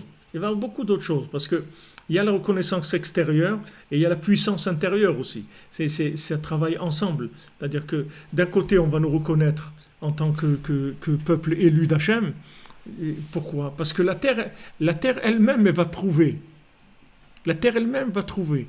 Voilà, je ne sais pas quel endroit en Californie, je ne sais pas quel endroit ils ont des palmiers là-bas, ils font des dattes. Alors ils ont fait appel à des spécialistes israéliens, ils sont venus, ils ont doublé, triplé ou quadruplé leur production de dattes, avec les mêmes arbres, avec tout pareil. Ils leur ont appris comment on fait pour faire pousser des dattes. Et ils ont fait appel à de la connaissance israélienne, comme dans tous les domaines. Mais on est juste au début, on est juste au début. Chaque juif qui vient, il fait avancer ces choses-là. Ça ne vient pas que les gens ils sont intelligents, c'est la terre qui donne ça. Ce n'est pas une intelligence individuelle, c'est la connexion. C'est comme un mari, il a sa bracha parce qu'il est marié. C'est parce qu'il a une femme qu'il a une bénédiction. C'est pas parce qu'il est intelligent, c'est parce qu'il a une femme. Alors il a une bénédiction. Puisque maintenant il s'est engagé, il s'est marié. Alors il reçoit une bénédiction. Mais sa bénédiction, elle vient de sa femme, elle ne vient pas de lui. Comme l'Agmara, elle te dit, voilà, tout ce que tu réussis dans ta vie, c'est pour ta femme, c'est pas pour toi. Ta femme, tes enfants, tu dois les honorer plus que tes moyens. Tu dois leur donner plus que ce que tu as, plus que tes moyens. Parce que tout ce qu'Hachem te donne, c'est pour eux. Alors à quoi tu sers, toi? Ben, toi, tu sers à les révéler. C'est à ça que tu sers. Tu sers à révéler qu'est-ce qu'il y a dans la lune. Donc après, c'est pour ça qu'il arrive à la fin, en nous disant qu'on est mamshir le soda hibour. Avec ça, on est mamshir le soda hibour, c'est-à-dire on est mamshir le secret du rééquilibre entre la lune et le soleil. C'est ça le soda hibour. Hibour, ça veut dire la haber hashana, c'est-à-dire tous les jours, par exemple, voilà, maintenant il y a 2 jours de Rosh Chodesh, il peut y avoir 1 jour de Rosh Chodesh, il peut y avoir 2 jours. Donc ça, c'est par rapport on remet la lune en place par rapport au soleil. C'est-à-dire on réadapte la Torah orale par rapport à la Torah écrite. Et ça, c'est une recherche permanente. C'est-à-dire c'est pas quelque chose... c'est quelque chose qui se fait au niveau astral, avec les calculs des Chachamim, quand il y a des années où on met Adar Sheni, des années où on change les jours de Rosh Chodesh, mais individuellement aussi, c'est-à-dire il y a une adaptation permanente. Donc il y a une adaptation entre le tzaddik, l'élève, les livres qui sont écrits, la compréhension de ces livres-là par rapport au peuple, que normalement ça doit l'amener en Eretz Israël. Quelqu'un ici l'a compris, l'écouter Moran, l'écouter Alachot, l'écouter Tfilot, normalement il doit monter en Eretz Israël parce que c'est ça la compréhension de ces livres-là. Ça amène à Eretz Israël comme ça t'amène à te marier, c'est la même chose. De la même manière que maintenant tu sens besoin de te marier parce que tu sens besoin de révéler dans le monde. Des enfants, c'est des révélations. Chaque enfant, c'est une révélation, c'est un monde dans lui-même. Quand tu vois que ça vient de toi, un enfant, 2, 3, 4, toi, c'est une merveille. Tu vois que tu as une famille, c'est quelque chose de merveilleux. Quelque chose de merveilleux. Maintenant, chaque parole de Rabbi Nathan, c'est la même chose. Ça fait des élèves, c'est-à-dire ça fait des enfants. Les élèves et les enfants, c'est exactement la même chose. C'est-à-dire que c'est une révélation d'Hachem. Donc une fois que ces livres ils se propagent et que cette parole elle est comprise, elle est intégrée, ça fait monter en Eretz Israël. Et de monter en Eretz Israël, c'est révéler la Kedusha de la terre d'Israël. Une fois qu'on révèle la Kedusha de la terre d'Israël, la sainteté, alors ça enlève l'exil, c'est-à-dire il n'y a plus d'exil, tout le monde est rapatrié. Ce n'est pas le rapatriement de l'Algérie, c'est le rapatriement général du peuple d'Israël sur sa terre. Et si maintenant, chacun qui monte en Eretz Israël, en fait, il redessine l'aspect du monde par rapport à la chokhma, c'est-à-dire par rapport à la connaissance. Il raffine l'image projetée d'en haut vers les mondes inférieurs. Ça se rapproche de plus en plus de l'image originale, c'est-à-dire de la base. De plus en plus, ça se rapproche. Voilà ici ce que Rabbi Nathan nous dit en quelques mots, c'est-à-dire ce chemin-là. Comment on arrive de là jusqu'au Soda Hibour. Regardez le chemin qu'on fait, tout dans la simplicité. tout dans les choses, de la façon la plus simple possible. C'est très profond, c'est très puissant, ça va très loin, mais c'est très simple aussi. Il n'y a rien de compliqué ici. Il n'y a rien de compliqué. Le jour où tu comprends Rabbi Nathan, tu vas faire ta valise, tu vas monter en Eretz Israël. Le jour où le souffle de Rabbi Nathan il rentre en toi, tu vas monter en Eretz Israël. Et quand tu vas rentrer en Eretz Israël, après, déjà, la plupart du travail il est déjà fait. Après, la terre elle-même, elle va te donner le répondant, la réplique, si tu veux. Comme le mariage, exactement pareil. C'est-à-dire, tant que tu n'es pas marié, tu ne connais pas tes capacités. Parce que tu peux te révéler qu'en donnant. Si tu ne donnes pas, tu ne peux pas te révéler. Si tu te gardes toi-même, tu ne sauras jamais qui tu es. C'est quand tu vas sortir de toi-même que tu sauras qui tu es. Donc quand tu vas donner à une femme, cette femme-là, elle va te permettre de te connaître, de te révéler, de donner tout ce que tu as de meilleur en toi. Ça va sortir. Tu vas grandir, tu vas sortir, tu vas comprendre des choses, tu vas devenir intelligent, tu vas trouver beaucoup de choses, tu vas découvrir beaucoup de choses. Tout ça, ça sommeillait en toi. Tout ça, ça sommeillait, ça ne se voyait pas. Quand maintenant tu vas le donner, tout ça va sortir. Alors la terre d'Israël, c'est la même chose. Elle permet à tous les Juifs de se révéler, en fait. Alors quand tu viens ici, pourquoi c'est difficile? Pourquoi les gens ils sortent un shemra, ils font de la... Ils font des miraglim en racontant sur Israël. Pour Hachem, moi j'essaye de faire le maximum des lives le soir comme ça. Pour Hachem, il y a quelques dizaines de personnes qui m'accompagnent comme ça un peu tous les soirs dans Jérusalem. J'essaie de leur montrer, regardez que c'est le Gan Eden, Israël. C'est-à-dire, j'essaie de montrer aux gens mais maintenant, pourquoi il y a eu des miraglim et tout? Parce que les gens, quand ils rentrent en Eretz Israël, on t'enlève tout ce qui est tout le mensonge qui est en toi, c'est-à-dire tout ce que tu as acquis chez Esav, qui n'est pas ta véritable nature, on te l'enlève. C'est pas parce qu'on veut te faire du mal, c'est parce que maintenant tu vas être toi-même, Behemet. Tu vas être vraiment qui tu dois être, c'est-à-dire qui tu es, Behemet. Tu vas devenir qui tu es. Maintenant, plus tu t'es menti en Chutz La'aretz, plus tu as été un clown, plus ici c'est difficile. Parce qu'on va tailler, on va t'enlever tous les trucs qui sont mensongers. Ça va aller doucement, c'est pas un truc violent, mais ça va se faire. Ça va se faire. C'est c'est comme ça. Attendez, excusez-moi, parce qu'il n'y a plus de batterie dans la caméra. Excusez-moi une seconde.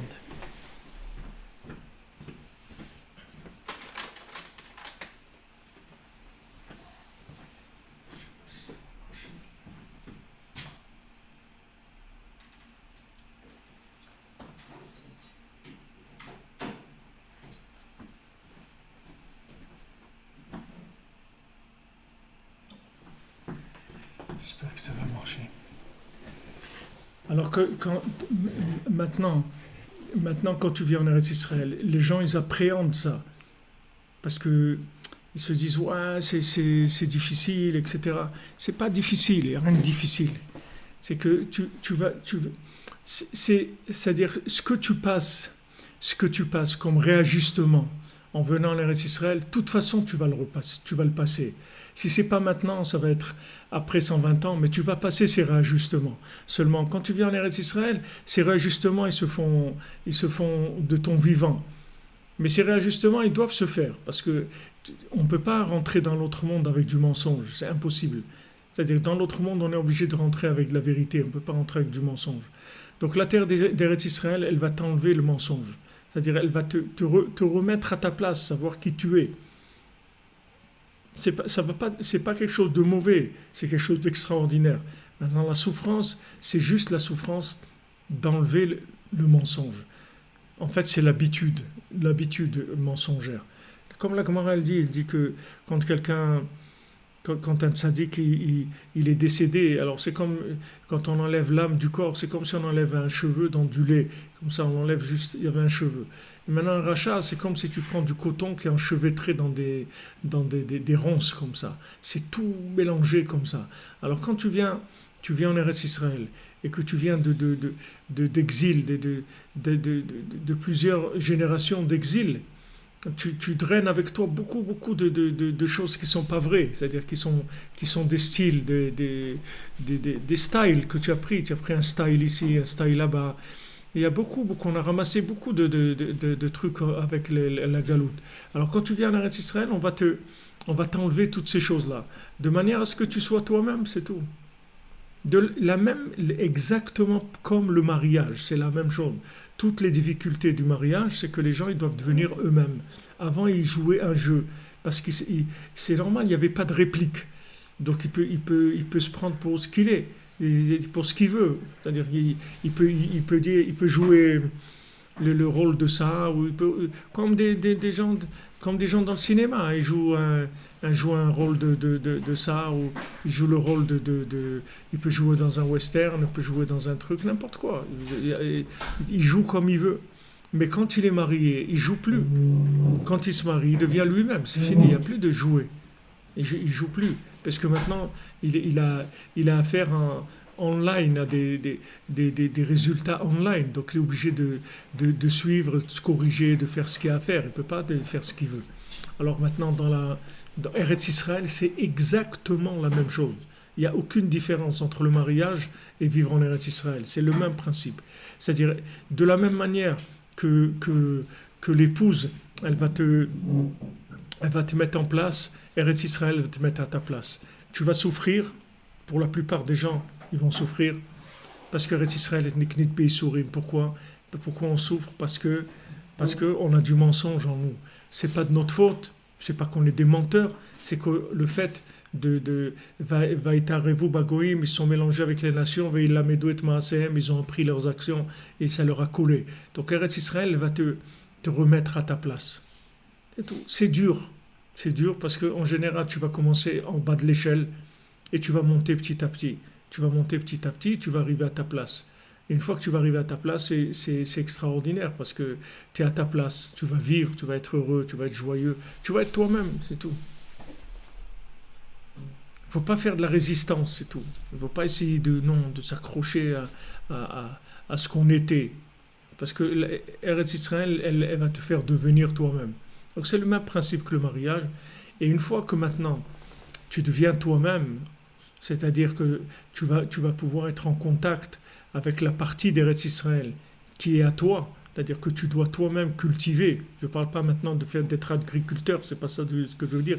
C'est-à-dire que maintenant, tu as une part dans la Gdusha d'Eretz Israël que tu dois révéler. Une fois que tu vas être toi-même, tu vas révéler ta part que tu as en Eretz Israël, c'est-à-dire la révélation d'Hachem en Eretz Israël que toi seul peux faire. Il n'y a personne d'autre qui peut le faire à ta place, parce que la terre d'Israël, elle a été donnée au Ham Israël, elle a été donnée à toutes les tribus. Donc il n'y a personne qui peut le faire, il y a personne qui peut le faire à ta place. Maintenant, quand tu vas faire ça, alors en fait, tu vas féconder la terre d'Israël. C'est-à-dire la terre d'Israël va donner ses enfants, elle va donner ses fruits, elle va donner sa sagesse, elle va donner sa connaissance. Elle va inonder le monde. Ça va inonder le monde. Là, on est juste au début. C'est le début. Tout ce que vous voyez, c'est juste le début. C'est pour ça que ça bouge encore dans le monde. Il y a encore lieu à discussion. Mais vous verrez à un moment, il n'y a plus à discuter. Il n'y aura plus à discuter du tout. Il n'y aura plus de discussion possible. Parce qu'il y aura une évidence que c'est une terre qui révèle tout au monde. La médecine, la chokhma, la émouna, tout va venir, tout va sortir. Et ça dépend de combien le point de départ, c'est la émouna dans le tzaddik. C'est ça le point de départ. Le point de départ, c'est qu'il y a un élève qui est ma'amin dans le tzaddik. Quand il est ma'amin dans les tzaddik, quand il écrit, son écrit, il parle à tout le monde. Quand il parle à tout le monde, la personne a fait sa valise, elle monte en Eretz Israël. Quand il monte en Eretz Israël, la terre, elle donne ses fruits. Quand la terre, elle donne ses fruits, on réajuste le lunaire avec le solaire. D'accord? Est-ce qu'une des... Je ne sais pas si c'est un raccourci, mais le mieux pour connaître Rabbeinu, c'est de connaître Rabbi Nathan, de lire... Oui. C'est vrai, c'est ce que tu dis là. Rav Ben Nachman, il dit Beferouche, il écrit Beferouche. Rav Ben Nachman, il dit que c'est plus important d'étudier les livres de Rabbi Nathan que de Rabbeinu.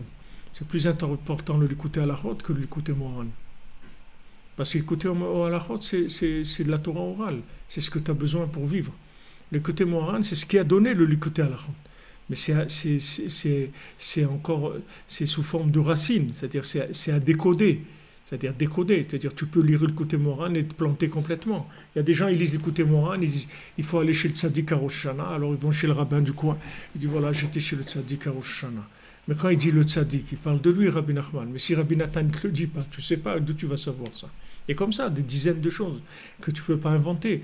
Tu as besoin de Torah orale, sinon tu ne peux pas savoir. Vous dites qu'il faut commencer d'abord par l'écouter à la C'est pas qu'il faut commencer, c'est le principal de l'étude, il doit être là-dedans. C'est-à-dire, par exemple, si tu étudies 1 heure par jour des Sfarim de Rabbeinu, alors tu fais un quart d'heure l'écouter Moharan, les 3 quarts d'heure l'écouter à la route, l'écouter de Philot, tout ce qui a été écrit par Rabbi Nathan, Alim la Troufa, ça doit être parce que ça va te parler directement. Tandis que l'écouter Moharan, c'est beaucoup plus profond. Mais une fois que maintenant, Rabbi Nathan, il t'a mâché tout, tu peux revenir vers l'écouter Moharan. Il n'y a pas de problème. Et très souvent, il dit, Nathan dit à une élève, Kolava Amar, allez voir tout voir d'abord, après Non, mais c'est lui qui te le dit. Ce sera Nathan. Mais tu es venu chez lui. C'est lui qui te le dit. C'est pas toi qui as été à haine. Il faut retourner, mais quand il dit ça, il faut voir. Mais c'est lui, que du moment où c'est lui qui te le dit, alors c'est pas la même chose. Et lui, il te fait un résumé aussi de la Torah. Avant chaque halakha, il ne commence pas une halakha comme ça. Il toujours commence avec un résumé de la Torah du l'écouter Moharan. Donc quand il te fait le résumé, déjà il te branche, tu vois, sur Rabbeinu par rapport à ce qu'il va écrire. Après, tu peux revenir sur la Torah. En fait, le l'écouter à la route, c'est un pérouche du l'écouter Moharan. Le l'écouter à la route, il explique le l'écouter Moharan. Mais seulement, si tu le lis comme ça, pas connecté avec le côté moral, tu ne te rends pas compte. Mais si tu fais la Torah, comme on fait, tu fais le texte de la Torah, bien, tu le lis bien, tu essaies de comprendre ce qu'il dit.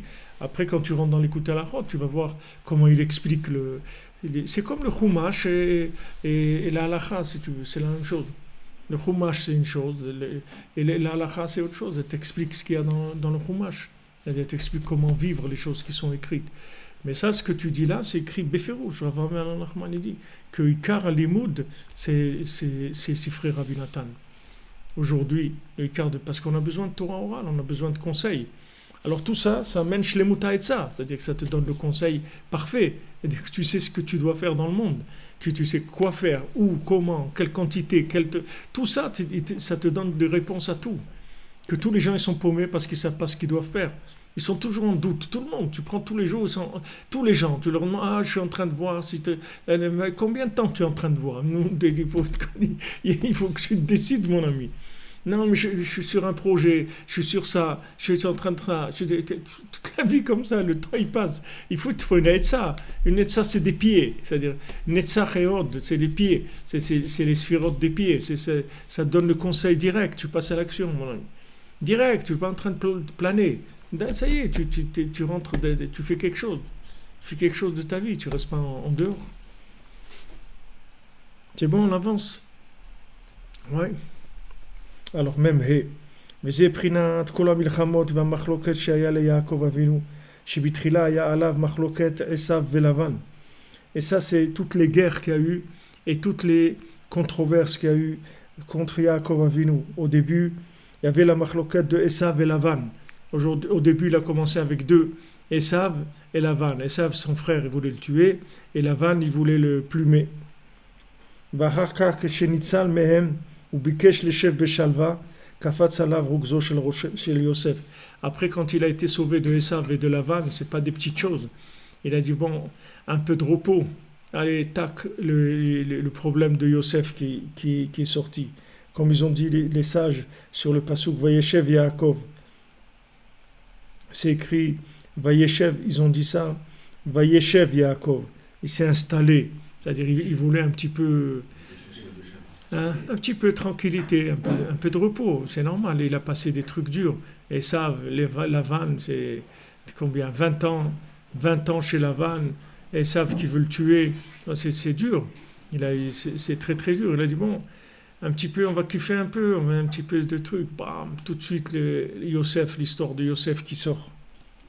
Ki Yaakov, prinat klaliut Torah, beprinat Torah tziva lanu Moshe, morasha keilat Yaakov. Parce que Yaakov, il représente toute la Torah entière. Comme on dit que la Torah, elle nous a été ordonnée par Moshe, c'est l'héritage de la communauté de Yaakov. Ki derech haTorah anal itchil me'Avraham Avinu, shehu gila elokuto ba'olam. Parce que la Torah, elle a commencé par Avraham Avinu, qui a révélé la divinité dans le monde. Ve'itchil le'amshir derech haTorah ba'olam, kmo she'amro b'tonuzal. Il a commencé donc à révéler les chemins de la Torah dans le monde, comme ils ont dit nos sages, qui aime Avraham Avinu et kol Torah ad shelo nitna. Comme la Gemara dans Yoma, que Avraham Avinu, il a été mekayem toute la Torah bien avant qu'elle soit donnée. C'est-à-dire Avraham Avinu connaissait toute la Torah, le moindre détail de la halakha, il connaissait tout Avraham Avinu. Ve'achar kach msara le Yitzhak. Après, il a transmis à Yitzhak, Yitzhak le Yaakov. Et Yitzhak, il a transmis à Yaakov. Ach Avraham et Yitzhak, lo aitam metatan shlema. Mais Avraham et Yitzhak, ils n'ont pas eu une descendance qui était parfaite. Qui a tsumem Esav et Ishmael, shem hefech haTorah. Et il est sorti de Esav et Ishmael, qui sont l'opposé de la Torah. Shem prinat kol hacholkim al chochmei haTorah amitiyim, shemehem kol hachorbanot. Et que si c'est Esav et Ishmael, ils ressemblent tous les gens qui sont opposés au tzaddik, que c'est ça, c'est l'écart du Khorban du monde, c'est ça. Des gens qui sont opposés à la Nekuda de Emet, du tzaddik, que de ça viennent toutes les Khorbanot, toutes les catastrophes. Ach Yaakov aita mitato shlema. Mais Yaakov, lui, il a eu une descendance parfaite. Vehu olid kol shnei masar shifteka. Et lui, il a enfanté les 12 tribus, chez Kiblu et Torah, qui ont reçu la Torah. Asher anu kulanu nikraim al shmo bnei Israël. Et tous on est appelés sur le nom de Yaakov. On est tous des enfants de Yaakov. On s'appelle Bnei Israël, c'est-à-dire les enfants de Yaakov. Al ken ikar amshachat hakdushat Torah au lieu de Yaakov. C'est pour ça que le ikar de l'amshachat de la Torah, c'est-à-dire d'où on reçoit la Torah, c'est de Yaakov. Aval haya alav machloket gdolot me'esav ve'lavan. Mais il avait sur lui des grands opposés, des grandes oppositions, des grandes guerres, des très grandes, comme on dit, controverses qui venaient de Esav et de Lavan. Esav et Lavan, c'est ceux qui sont opposés aux véritables sages de la Torah. Et Yaakov Avinu, kol ma shehayu cholkim alav yoter, itgaber lashuv bitshuva yoter al bgam emunat chachamim. Et Yaakov Avinu, plus maintenant, il était attaqué, plus on essayait d'aller contre lui, et plus lui faisait tchouva sur la Emunat Chachamim. Il essayait de faire tchouva sur la Emunat Chachamim, comme on avait vu, si vous vous rappelez au début, Rabbi Nathan nous a dit que le ikar de la tchouva, c'est faire tchouva sur la Emunat dans le Sadiq. Et ça concerne tout le monde, ça ne concerne pas que des gens qui ne sont pas Breslev. Même les Breslev, ils ont besoin de faire tchouva dans la connaissance du Sadiq. C'était qui alors son tzaddik Yesodolam et Yaakov? Quoi? Qui c'était son tzaddik Yesodolam? Attends, on avance. Ulkataken chet adam harishon shepagam bazé. Et d'être metaken le chet adam harishon, la faute du premier homme qui a fauté là-dedans. Donc qu'est-ce que c'est son maître qui devait faire tchouva? Sur quoi? Yaakov Avinu, que ça veut dire tchouva sur Emunat Chachamim, ça veut dire qu'il veut faire tchouva, qu'il devait avoir confiance en lui. C'est ça faire tchouva sur Emunat Chachamim. C'est ce qu'il n'a pas eu Adam Arishon. Adam Arishon, il était tout seul. Comment il n'a pas eu Emunat Chachamim? Il n'a pas eu la Emuna qu'il était capable de faire ce que Hachem lui a dit de faire. Hachem lui a dit fais une seule chose, il dit ne mange pas de ça. Il devait savoir qu'il ne devait pas le manger, c'est tout. Et qu'il était capable, malgré toutes les explications et toutes les tentations du serpent et tout, il devait avoir confiance en lui qu'il était capable de le faire. C'est ça Emunat Chachamim, l'a expliqué Rabbi Nathan. Donc Yaakov Avinu, chaque fois qu'il était attaqué, c'est parce qu'il dit j'ai pas assez confiance en moi, donc j'ai pas découvert la vérité. Et la preuve logique, c'est-à-dire qu'on peut comprendre très simplement ça, c'est que lui, il aimait Rachel, il n'aimait pas du tout Léa, alors qu'il devait prendre Léa. C'était ça sa première femme. La vraie première femme de Yaakov, c'est Léa, c'est pas Rachel. Rachel, c'est la deuxième femme de Yaakov. Mais la première, c'est Léa. C'est elle qui a donné la plupart des tribus, c'est Léa, c'est pas Rachel. Il s'est trompé. Pourquoi il s'est trompé, Yaakov? Il était attiré par Rachel et pas par Léa. Parce qu'il n'avait pas confiance en lui.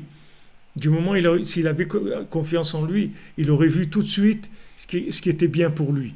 Il aurait reconnu ce qui était bien pour lui et ce qui n'était pas bien pour lui. C'est-à-dire, Emunat Rachamim, n'oubliez pas que l'Emunat Rachamim, dans ce qu'on est en train d'étudier, c'est ce qui agit sur le lunaire. Vous comprenez? Ce qui agit sur le lunaire, pour pas que tu sois dans la lune, comme on dit. C'est-à-dire, pour que tu aies les pieds par terre, pour que tu sois dans la réalité. La réalité, c'est que tu saches faire les bons choix. Pour faire le bon choix qui devait faire Yaakov, c'est-à-dire d'abord prendre Léa qui représentait la prière, et après, parce qu'en fait, Yaakov, qu'est-ce qu'il a fait? Il a pris la femme de Esav. Parce que Hachem Ishmor, heureusement que Esav, il n'a pas pris Léa, sinon ça aurait été la fin du monde, ça aurait été. Et heureusement que sa femme, c'est Yaakov qui l'a prise, parce qu'il lui a coupé les pieds complètement. Il est devenu complètement de la paille, Esav. Il n'avait pas de femme. Il prenait des femmes de la rue, mais sa femme à lui, c'était Léa. La femme de Esav, c'est Léa. Elle pleurait toute la journée pour pas tomber, pour pas se marier avec lui. Toute la journée, elle faisait que pleurer sur ça. Et lui, au moins, Esav, il voulait pas être son élève de Yaakov, au moins qu'il prenne sa femme. C'est déjà Esav, il voulait pas être son élève. Mais au moins que la femme de Esav se marie avec Yaakov. Qu'au moins, il lui donne pas les moyens, en plus de mettre en place son... Béhémet, on ne sait pas. Peut-être que Léa aurait fait faire tchouva et ça, on ne sait pas. Mais d'après ce qu'on voit, comme Hachem il a fait, c'est qu'il n'a pas voulu prendre des risques en tout cas. Et que Léa ne voulait pas. Elle ne voulait pas de s'occuper d'Esav, c'est tout. Elle ne voulait pas avoir un mari comme ça, c'est tout. Parce que Léa, elle vient d'endroits très très élevés. Léa, c'est Alma Deit Kassia, c'est les mondes cachés. C'est des mondes cachés. À la base, Esav aussi. Hein? À la base aussi, la Torah d'Esav a été plus haute que celle de Yaakov. Donc théoriquement, ça aurait dû être le couple parfait.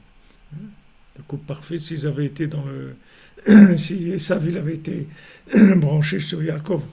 Mais comme Esav, il a déconnecté complètement de la vérité, il a voulu aller vers la consommation, vers les plaisirs de ce monde, etc. Heureusement que sa femme, elle n'a pas suivi.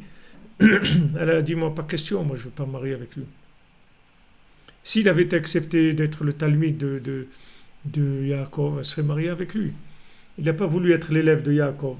Elle s'est mariée, elle, avec Yaakov. Et ça a complètement fait basculer le monde. Tout est rentré dans l'ordre. C'est le début de la mise en place de tous les éléments. Tous les éléments, ils ont commencé à se mettre en place à ce moment-là. Donc, il a eu tous des enfants des tzadikim, de ces deux femmes. Et voilà, toutes les tribus, la plupart des tribus, elles sortent de Léa. Donc, regarde, parce que Béhémet, Esav, c'est l'homme du concret, Esav. Yaakov, c'est pas l'homme du concret. Yaakov, c'est celui qui fait descendre la parole divine. Mais l'homme du concret, du terrain, c'est Esav. S'il avait été avec Yaakov, les deux ensemble, ils auraient fait des choses extraordinaires. Mais il n'a pas voulu. Donc Yaakov, il a dû aussi s'occuper du concret, qui n'est pas son travail normalement. Mais il a dû le faire. C'est-à-dire, il a dû, le travail de deux, il a dû le faire tout seul. Et c'est très difficile de jouer les deux. Très, très difficile. Très difficile. Béhémet, c'est très difficile. Les gens qui te disent, ouais, mais comment tu peux étudier la Torah et travailler, tu vas travailler, après tu as la tête à étudier, quand tu étudies, comment tu peux avoir le cœur d'aller travailler? C'est très difficile de faire les deux. Mais c'est comme ça que Hachem, il a voulu. Hachem, il a voulu que ça soit comme ça. Parce que Esav, il n'a pas réagi comme il fallait. Mais ça aussi, ça fait partie des rigueurs d'en haut qui n'ont pas été adoucies. Donc ça n'a pas permis à Esav et à Ishmaël d'avoir accès. Après Ishmaël, il aura accès, Esav, il n'aura pas accès du tout. Esav, il ne pourra pas avoir accès du tout. C'est-à-dire que toute sa vitalité, elle sera récupérée complètement par Yaakov. Il n'aura pas il n'existera pas de par lui-même. Il sera entièrement refondu dans Yaakov. Mais il aurait pu être une entité de par lui-même et se soumettre à Yaakov et être l'homme le plus heureux de la terre. Mais il n'a pas voulu ça, il a voulu être indépendant, donc il a tout perdu. Il a tout perdu, voilà, Yaakov lui a pris sa femme. Sa femme, c'était la réalisation de lui-même, ce qu'il serait devenu lui-même. Il serait devenu le vrai Esav, comme il voulait être. Mais comme sa femme, elle voulait pas le suivre dans le mal, donc elle a prié pour pas tomber entre les mains de son mari. Donc elle est tombée chez Yaakov. Elle voulait Yaakov, elle voulait pas Esav. Elle voulait le bien de Esav, c'est-à-dire la racine de Esav qui est dans Yaakov, c'est ça qu'elle voulait. Puisqu'il n'a pas voulu. C'est pour ça que c'est écrit dans les Sfarim aussi que quelqu'un il peut prendre la femme d'un autre par la prière.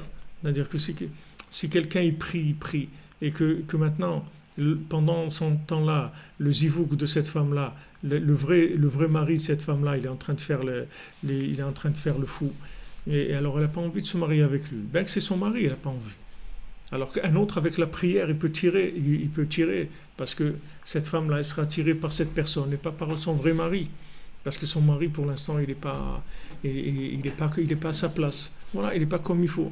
Il n'est pas dispo, comme on dit. Il n'est pas dans le makom où il faut. Donc tout ça, c'est des aiguillages que la Shgacha, elle fait, des aiguillages extraordinaires, qui viennent tout avec Emunat Rachamim. Emunat Rachamim, c'est-à-dire que tu as confiance en toi, tu sais que tu peux y arriver. Tu sais que tu peux y arriver, tu sais que tu dois y arriver, tu sais que tu vas y arriver. Tu développes. Plus tu as confiance en toi, plus tu vas voir clair dans la vie. Moins tu as confiance en toi, moins tu verras clair. Tu n'as pas confiance en toi, tu ne peux pas faire les choix qu'il faut. Tu vas te laisser attraper par les choix proposés par la société. C'est tout. Ça va te sécuriser parce que c'est social. Comme dans les pubs, ils te disent « vu à la télé ». C'est comme si tu dis « tu peux y aller », c'est... Hein? Voilà, tu as une smicha. C'est assermenté par la télé. Et la télé, elle est assermentée par qui?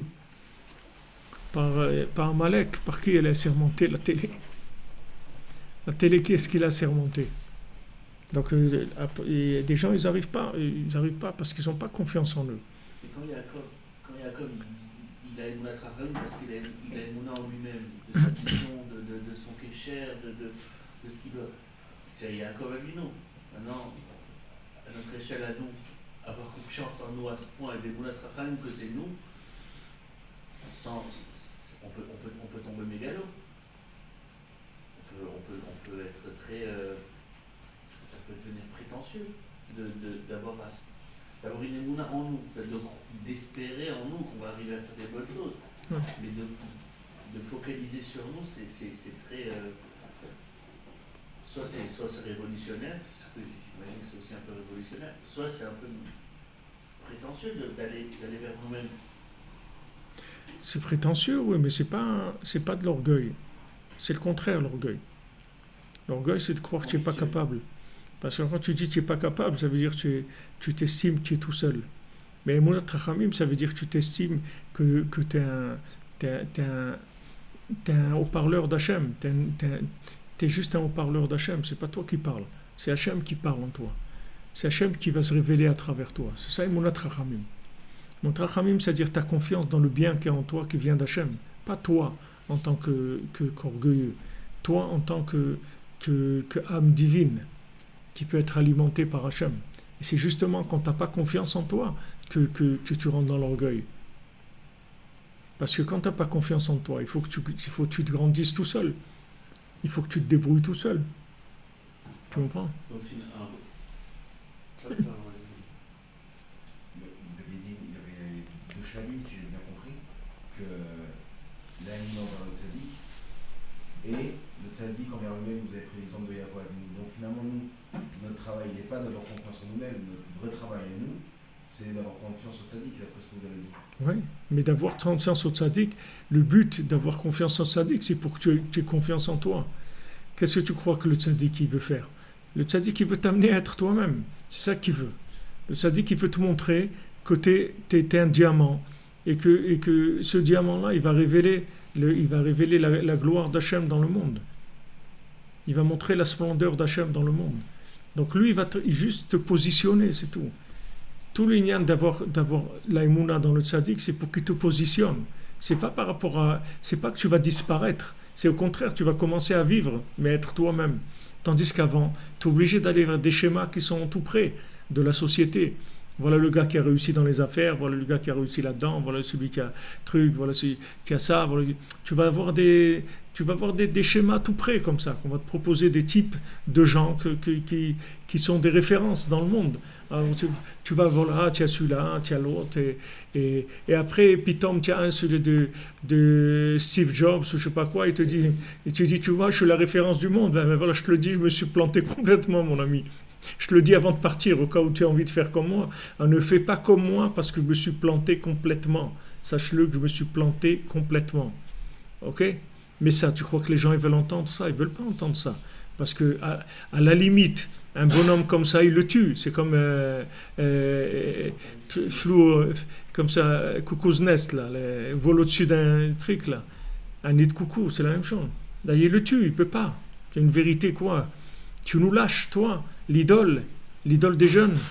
Toi, Steve Jobs, tous on s'est imaginé un jour qu'on allait remplir le morceau de la pomme qui avait été croqué, que c'était moi le morceau qui manquait et tout. Maintenant, tu nous dis que tu t'es planté complètement.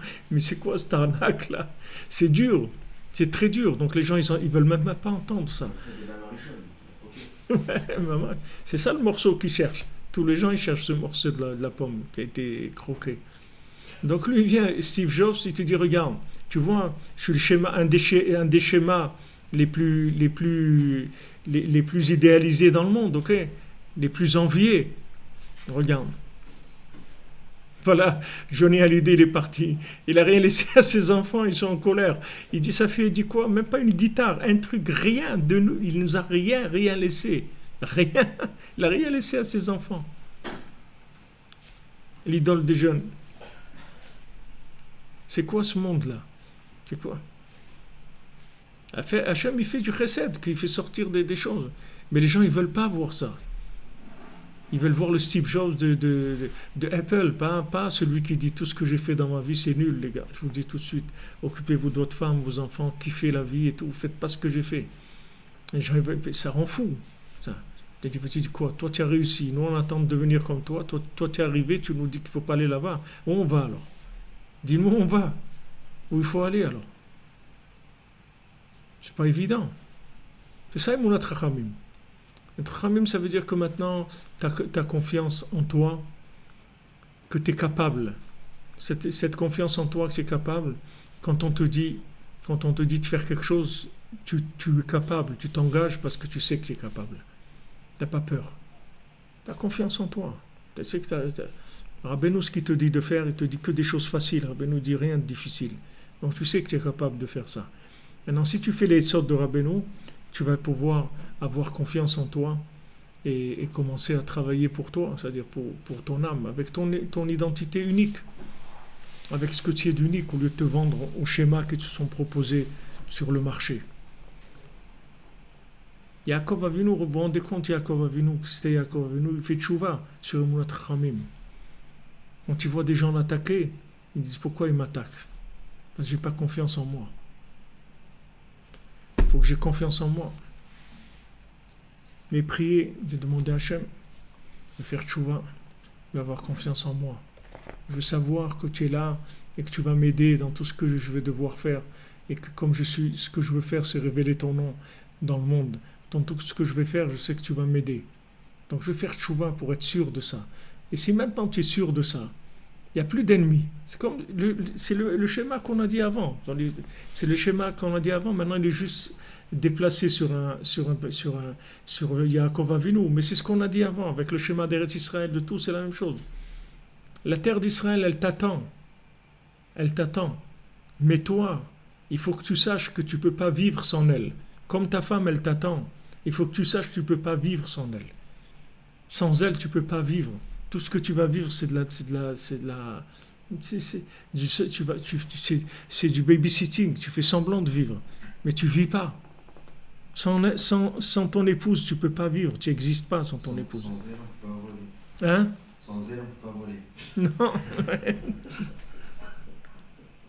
Pas voler, pas voler. Il faut que tu... c'est-à-dire, t'as besoin d'elle. T'as besoin d'elle. Quand la femme, elle tourne autour de son mari 7 fois avant le mariage, c'est-à-dire sous la choupa, elle tourne 7 fois autour de lui. Pourquoi elle tourne 7 fois autour de lui? Parce que elle va l'entourer, c'est-à-dire qu'elle va l'aider dans les 7 midot. Dans les 7 midot, elle va l'aider à se débarrasser de tout le mal qu'il y a dans les midot. Tout le mal, c'est elle qui va lui offrir son talit. Elle lui dit, voilà, je suis ton talit. La femme, elle dit, je suis le talit de mon mari. C'est-à-dire, qu'est-ce que c'est le talit? Le talit, c'est une protection qui enlève tous les ennemis qui viennent.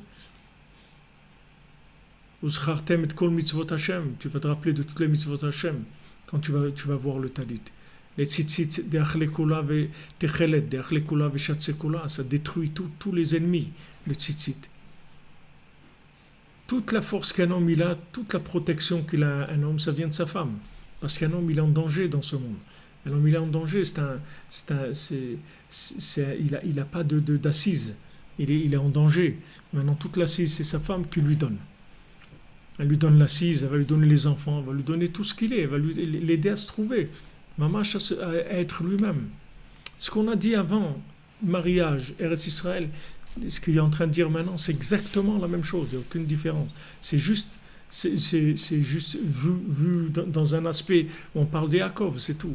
Mais c'est le même principe, juste réexpliqué pour qu'il soit mieux compris, mieux saisi dans Yaakov Avinu. Regardez Yaakov Avinu, il n'a pas confiance en lui, il a des ennemis. Il dit ses ennemis, pourquoi ils viennent? Comme je vous dis, les ennemis d'Eretz Israël, pourquoi ils sont là? Parce qu'on ne révèle pas la terre d'Israël. C'est pas qu'on a besoin des autres juifs pour qu'ils viennent faire la guerre ici, c'est que pour qu'ils viennent faire la paix ici. Pour qu'on nous laisse en paix. Pour qu'on en laisse en paix, ça dépend des gens qui vont monter en Eretz Israël. C'est de ça que ça dépend. Chaque juif qui vient en Eretz Israël, il amène la paix. S'il y a 2-3 millions qui viennent, ils amènent la paix tout de suite. Tout de suite, parce que la terre, elle va donner une telle, elle va faire pousser des choses tellement qui dépassent l'entendement humain, parce que c'est pas une terre de ce monde. La terre d'Israël, c'est une terre qui est entre le monde futur et ce monde. C'est une terre shabbatique. C'est pas une terre de semaine. C'est pas une terre de chol. C'est une terre de Shabbat. Il y a la Shemitah. La terre d'Israël, c'est pas une terre comme dans le Roussillon Languedoc, il n'y a pas Shemitah, tu comprends? Il n'y a pas de Shemitah. Ici, il n'y a pas, tu vas exploiter la terre, des trucs, 6 ans, 7e année, tu t'arrêtes, mon ami. Il n'y a pas de trucs, tu n'as pas de culture, il n'y a rien du tout, tu laisses la terre tranquille. 1 an, elle a besoin d'avoir son repos, 1 an. Où tu as vu une terre comme ça qui se repose dans le monde, qui s'est imposée par la Torah? La Torah, elle te dit, c'est une terre shabbatique, tu es dans un autre monde. T'es pas comme tu peux pas comparer la terre d'Israël à n'importe quoi au monde. C'est une autre terre. C'est une terre qui est entre ce monde et l'autre. Elle est entre les deux. Donc il y a des choses qui ne sont pas des réactions comme ailleurs. C'est autre chose complètement. Alors si maintenant ces enfants y viennent, elle donne tout, la terre. Elle donne tout. Mamache tout. Rien que de vivre en Eretz Israël, c'est un idéal pour quelqu'un dans sa vie, pour un juif dans sa vie. Rien que monter en Eretz Israël, rester là, c'est tout. Même s'il fait rien, qu'il est là, c'est tout. C'est déjà énorme. Déjà énorme. Ce qui va amener de bien pour toute l'humanité. C'est pas... Alors maintenant, lui, Yaakov Avinu, il voit des ennemis. Il voit Esav. Pourquoi Esav, il m'en veut tellement? Qu'est-ce qu'il a? Pourquoi il m'en veut? Il m'en veut parce que je n'ai pas confiance en moi. Si j'avais confiance en moi, j'aurais fait ce que j'ai à faire. Et Esav, il n'aurait pas existé du tout. Il est arrivé à un moment. Hein? Il est arrivé, Yaakov, à avoir l'Emouna. La Emouna totale en lui. Je ne sais pas s'il est arrivé à la fin de sa vie à voir ça. Je ne sais pas, on dit que sa vie a été très difficile. Je ne sais pas s'il est arrivé vraiment à la fin à avoir cette tranquillité. À la fin, il n'est pas mort dans la guerre. Il est mort, il était Béchalom, il n'est pas mort avec des ennemis. Mais Esav, il existe. Esav, c'est un dimion. Esav, c'est un être imaginaire. Il existe parce qu'il n'y a pas de détermination, c'est tout chez Yaakov. Tu vois tout Israël par rapport à l'ONU, l'UNESCO, les trucs, tout ça, toujours en train de baisser la tête, des trucs, de faire attention à chaque chose, qu'ils ne disent pas que c'est une armée qui fait des choses comme ci. Toujours, ils ont peur du qu'en dira-t-on, le truc et tout. Ça vient parce qu'il n'y a pas d'Emunat Chachamim. S'il y a Emunat Chachamim, tu fais ce qu'il y a à faire. Les zéro, ils n'existent pas, le monde n'existe pas. Le monde n'existe pas. Il n'y a que toi qui existe, c'est tout. Le monde il n'existe pas. C'est ta vie. Si tu ne la fais pas, il n'y a personne qui va la faire à ta place. Il ne faut pas regarder, avoir peur parce que ces gens-là, ils n'existent justement que parce que tu ne t'es pas trouvé. Si tu t'es trouvé, tu vas voir que tout le monde va faire la paix avec toi. Tout le monde va te dire, ouais, pas de problème. Pas de problème. Parce que tu vois bien que c'est pas quelque chose de logique. Tu vois bien qu'à côté en Syrie et tout, il y a des centaines de milliers de gens qui meurent. Ça intéresse personne. C'est pas des êtres humains pour eux, c'est rien. C'est des poubelles, c'est rien. Ah ouais, c'est pas des êtres humains. Et ceux d'ici, c'est des êtres humains. Et ceux là-bas, c'est pas des êtres humains.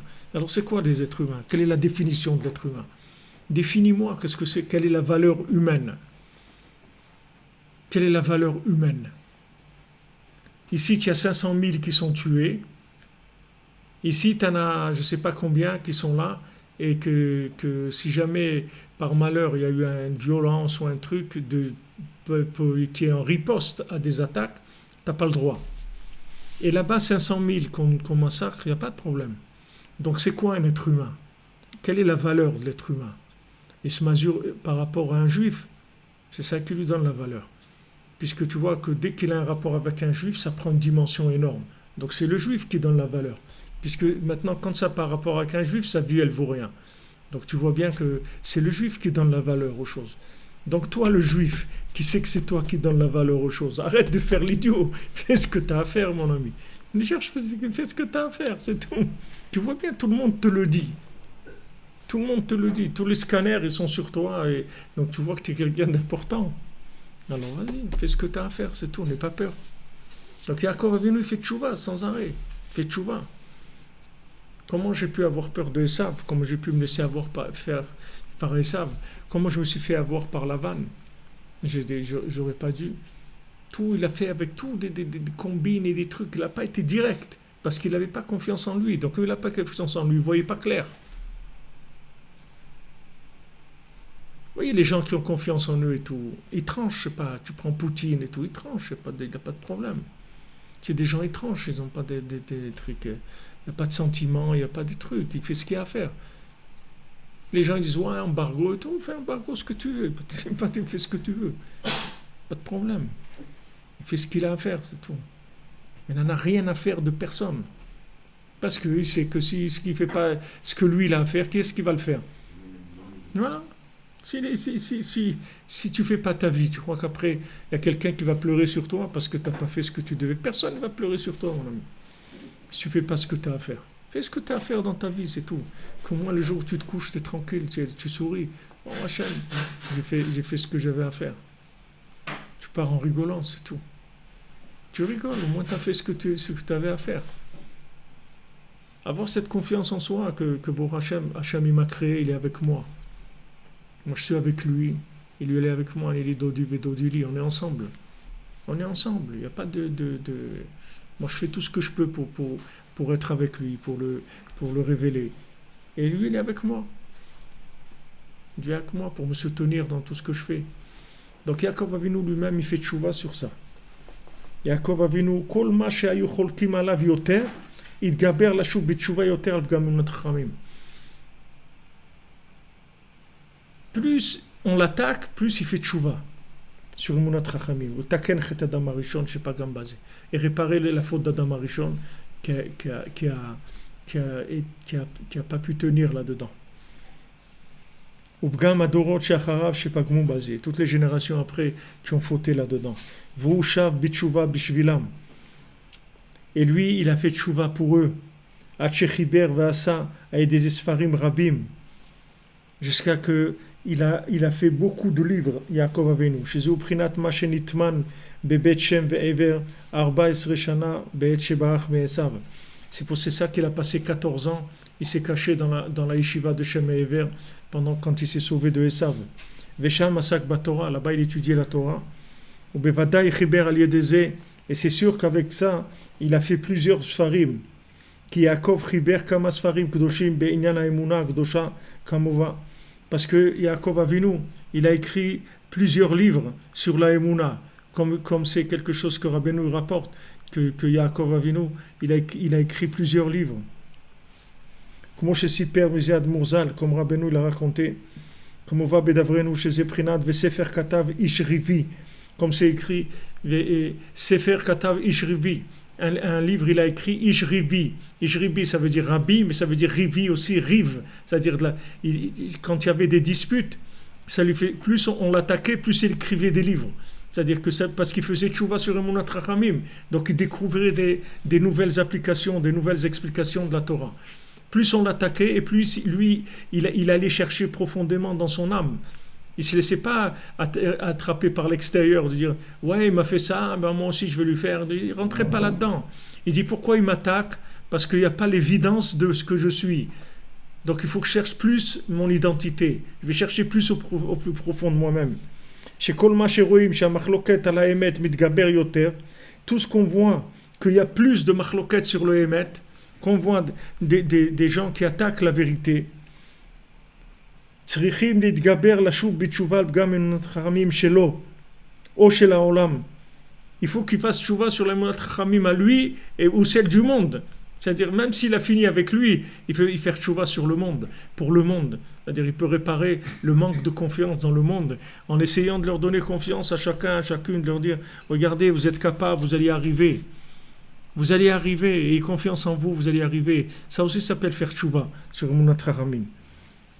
ומה שפוגם מה שאינו מאמין בעצמו ועל ידי כל תשובה נעשה ספר כנ"ל בבחינת וספר כתב איש ריבי. Ou ce qu'il a été pogem, qu'il n'ait pas confiance en lui, et grâce maintenant à la tchouva, il y a des nouveaux sfarim qui s'écrivent. C'est-à-dire que maintenant, en fait, quand tu fais tchouva sur Emunat Rachamim, quand tu fais tchouva sur Emunat Rachamim, ça veut dire que maintenant, quand tu as confiance en toi, tu permets une révélation d'Hachem par rapport à ce que tu es toi, par rapport à ton modèle, à toi. Donc ça amène des conseils dans le monde. Ça facilite la vie pour les gens. Ça montre des modèles de vie aux gens. Au lieu de montrer des modèles de Steve Jobs ou des trucs comme ça, tu montres des modèles de gens qui sont Ma'amin B'Hashem, qui ont construit leur vie avec HaKadosh Baruch Hu. Ça amène énormément de shalom dans le monde. V'zeh nahag Yaakov tamid. Et tout le temps, Yaakov, il avait l'habitude de se comporter comme ça. Plus il voyait qu'on l'attaquait, il faisait tchouva, il étudiait plus la Torah. Je crois qu'il a écrit des séries enketz. Tu te rends compte ce que ça veut dire enketz? C'est-à-dire des milliers de livres, il a écrit Yaakov Avinu. Des milliers de livres. Et grâce à ça, il a adouci toute la rigueur. Par le lien du Even Shtia, c'est-à-dire la pierre de base du monde, de fondement de l'humanité. Donc tout ça, on l'a expliqué déjà. Le Even Shtia et tout ce fonctionnement de Emunat Rachamim par rapport à Even Shtia, on l'a expliqué il y a 2 semaines. Donc on avait vu que toutes les pierres qu'il y avait sous sa terre, elles sont devenues une seule pierre. Lui-même, il a mérité ça. Que quand il est sorti de la yeshiva de Shem Ve'ever, il est arrivé dans l'endroit du Beth Amikdash.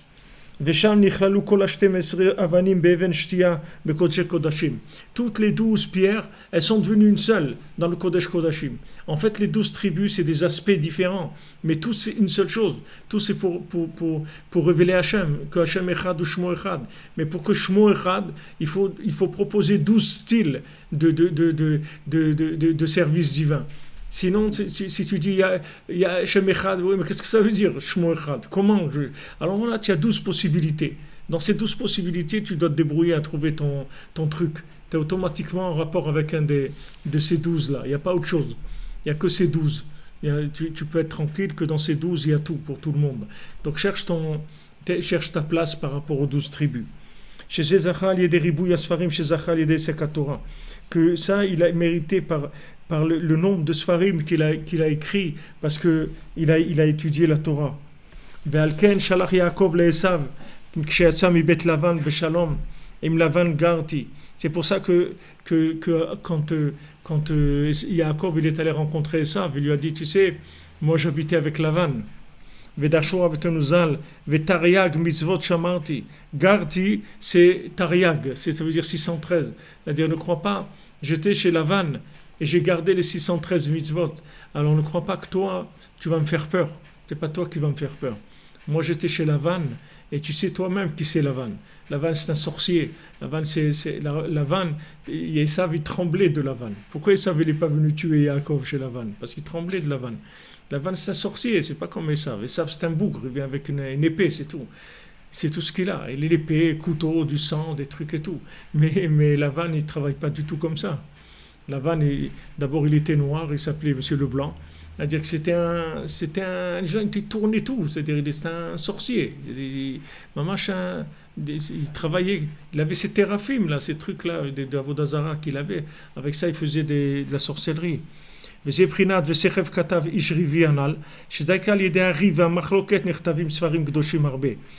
qu'est-ce qu'il lui a dit? Il a dit, sache que moi, en fait, chaque fois que quelqu'un fait la guerre, en fait, il m'aide beaucoup parce qu'il me permet d'aller chercher plus profondément en moi et de faire des découvertes extraordinaires que j'aurais pas fait avant s'il n'y avait pas cette pression de l'extérieur. Donc, quand quelqu'un il m'attaque comme Lavan, comme toi, il dirait, tu sais, je viens de chez Lavan et justement, j'ai gardé Tariag Mitzvot, c'est-à-dire, tu sais combien de Sfarim j'ai écrit grâce à Lavan. J'ai dit que justement, tout ce qui m'a fait comme tromperie, comme guerre contre moi, ça m'a permis d'avoir encore plus confiance en moi, d'aller chercher encore plus dans la Emouna, dans la Tfila et tout. J'ai écrit des Sfarim, ça m'a fait écrire des Sfarim. S'il n'y avait pas de pression, alors la personne, des gens qui n'ont pas de pression, ils vivent cool. Ils boivent de la tequila, il y a le soleil, il n'y a rien. Qu'est-ce qui va sortir de là? Il ne va rien sortir, c'est tout. Il est cool. Mais quand il y a une structure, il y a quelque chose déjà un peu de rigueur, un peu de structure. Et surtout quand il est attaqué, ça l'oblige à chercher plus profondément. Il ne peut pas faire autrement. Plus vite d'aller chercher plus profondément. Et à ce moment-là, il découvre des sfarim, c'est-à-dire il découvre des conseils nouveaux. C'est ça qu'il lui a dit, j'ai habité avec Lavan et j'ai gardé 613 mitzvot, c'est-à-dire que ce sont tous les sfarim de la Torah. Shamarti, shekalide, shegarti, im Lavan, vesavalti memenu shesavalti. Que c'est précisément parce que j'ai habité chez Lavan et j'ai supporté de lui ce que j'ai supporté, chez Bikesh la akor et akol chas shalom, qu'il a voulu tout arracher, il voulait tout m'enlever. Mais ma femme, mes enfants, tout, il voulait me laisser partir sans rien, tout m'enlever. Précisément, grâce à ça, j'ai gardé les Tariag Mitzvot, c'est-à-dire j'ai écrit des Sfarim. J'ai pu comprendre toutes les 613 Mitzvot qui sont tous les Sfarim de la Torah. Toute la Torah, il connaissait Yaakov avant qu'elle lui soit donnée. Il la connaissait en profondeur, dans tous les détails. Tout, il a su grâce à cette pression-là qu'il a eue de la guerre que lui a fait Lavan.